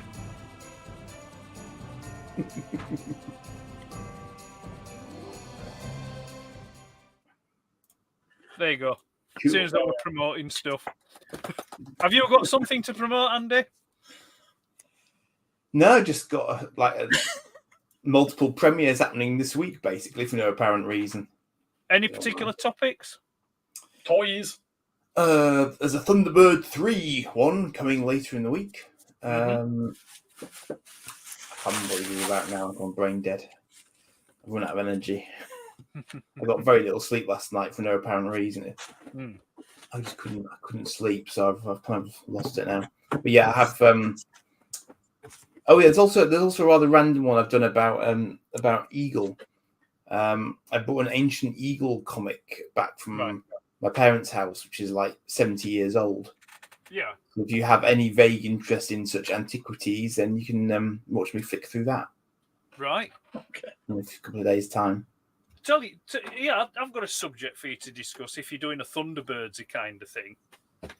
Is to discuss the crapness of Thunderbird 1 as an aeroplane. Oh, the crapness of Thunderbird 1 as an aeroplane, sir? Yeah. Yeah, even as a kid, I didn't like Thunderbird 1. I thought it made a rubbish... Because there's no cockpit, there's no, window for the cockpit anywhere. And the way that it, takes off, it's effectively just it's a rocket rather than a plane, really. But it has wings, therefore it's a plane. No, I don't know. V1 rocket had wings. Yes, but it didn't go into space, therefore it was just a very fast so plane. Thunderbird 1 goes into space? No, I didn't say that. I said it didn't. So the V1 didn't go into space, but... Yeah, but it had wings, like Thunderbird 1. Yeah. Well, Thunderbird 1 is just basically a big piloted missile, isn't it? Effectively, I suppose. Yeah. Given how fast it's supposed to travel. Right. It's their first responders, so it should go faster than Thunderbird 2 and set up shop and then manage the danger zone. Because, Thunderbird 3, I take it that's just used to ferry people up to Thunderbird 5. Yes, but also it can do satellite-y repair stuff and rescue off-space vehicles, things of this nature. In the Thunderbirds Argo animated series, it actually does a little bit more. So it does actually go for sort of extraplanetary stuff. They had quite an interesting one where they took Thunderbird 4 to Titan and used Thunderbird 4 as a submersible on a moon of Jupiter. Is it or Saturn? I forget. But anyway, yeah. So it was quite cleverly done, basically, and the toy of Thunderbird 3 was very cleverly enhanced for that show as well, because that show Thunderbird 3 did more stuff. Right. So yeah. Cool. Yeah. Thunderbirds 2 still the best. Yeah. Thunderbird 2. It's awesome. But yeah. But no, right, yeah. No, but maybe that could be an idea. Is Thunderbird 2 literally just a cargo plane? Yeah. Yes. Yes, they both say it once. Okay. But I'd argue that out of all the different Thunderbird vehicles, Thunderbird 2 is the one that's the most useful out of the lot of them.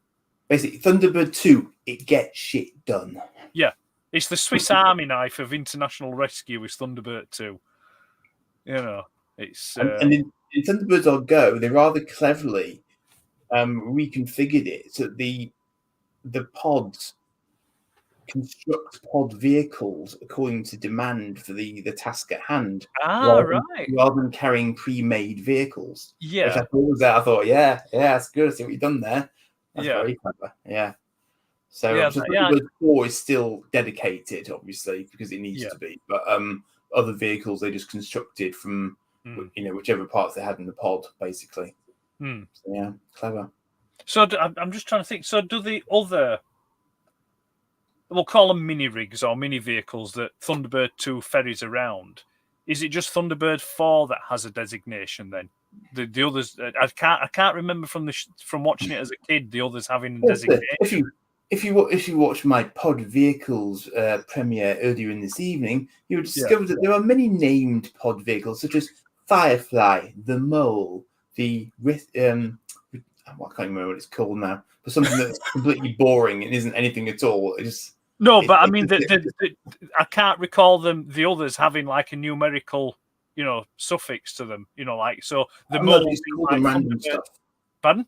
They just call them random stuff like Firefly and So it's not like, this is Firefly, which is Thunderbird 7, or the Mole that's Thunderbird 10, or things like that. No, I believe the elevator cars were numbered from 1 through to 3.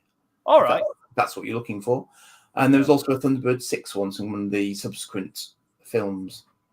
Right, would that be the movie called Thunderbird 6? That would be the movie called Thunderbird 6, which was, I believe, a triplane.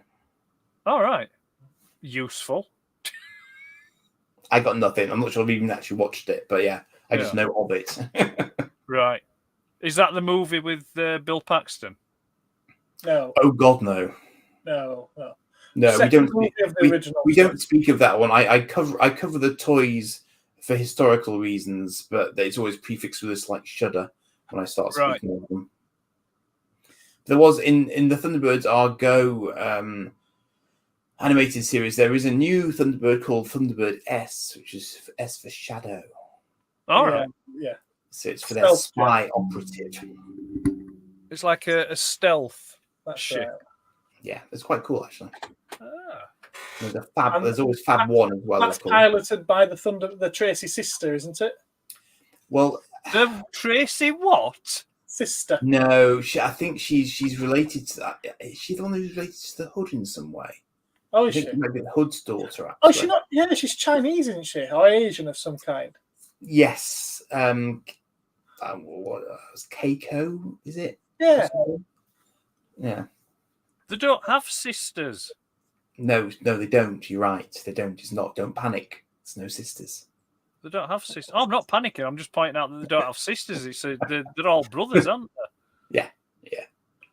That's because the third born, which was the sister, Mr. Tracy was like, no, go drown her in the pool. I only want boys. Virgil. He were Thunderbird 2 guy. He were my favourite. Virgil. Mm-hmm. Yeah.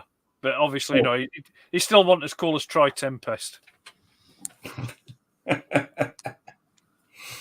Greenville, standby action stations. Anything can happen in the next very disgusting turn. This what? The chat has taken a very disgusting turn. What I'm talking about. I see. Thank you, Mark. Not up on the screen. Oh, right. Yes. Oh, Parker. Yes, milady.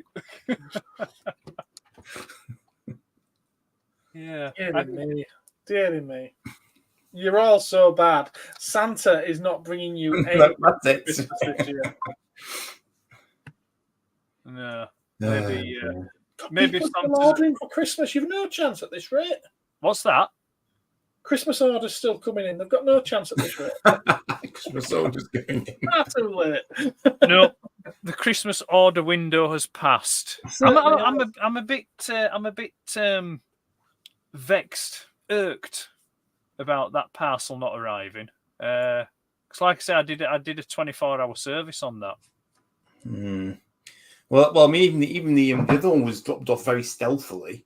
It wasn't I opened my door. I realised there was one sat there. So it's like, come on. No, I've got a big problem with Amazon at the moment over that.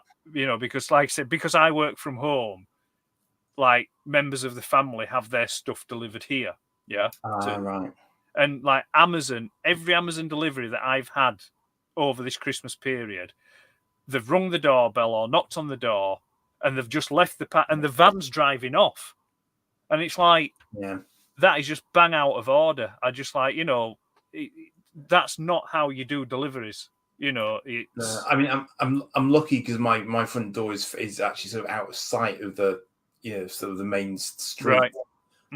But yeah, I mean, I've arrived home to find all sorts just left. Like, come on. Yeah. You couldn't even put some of this stuff to the letterbox if you'd actually tried. Yeah. You know what I mean? I mean, it's like I say, it's a bit different for me because, like I said, we've got the big gate at the side of the house for the dog.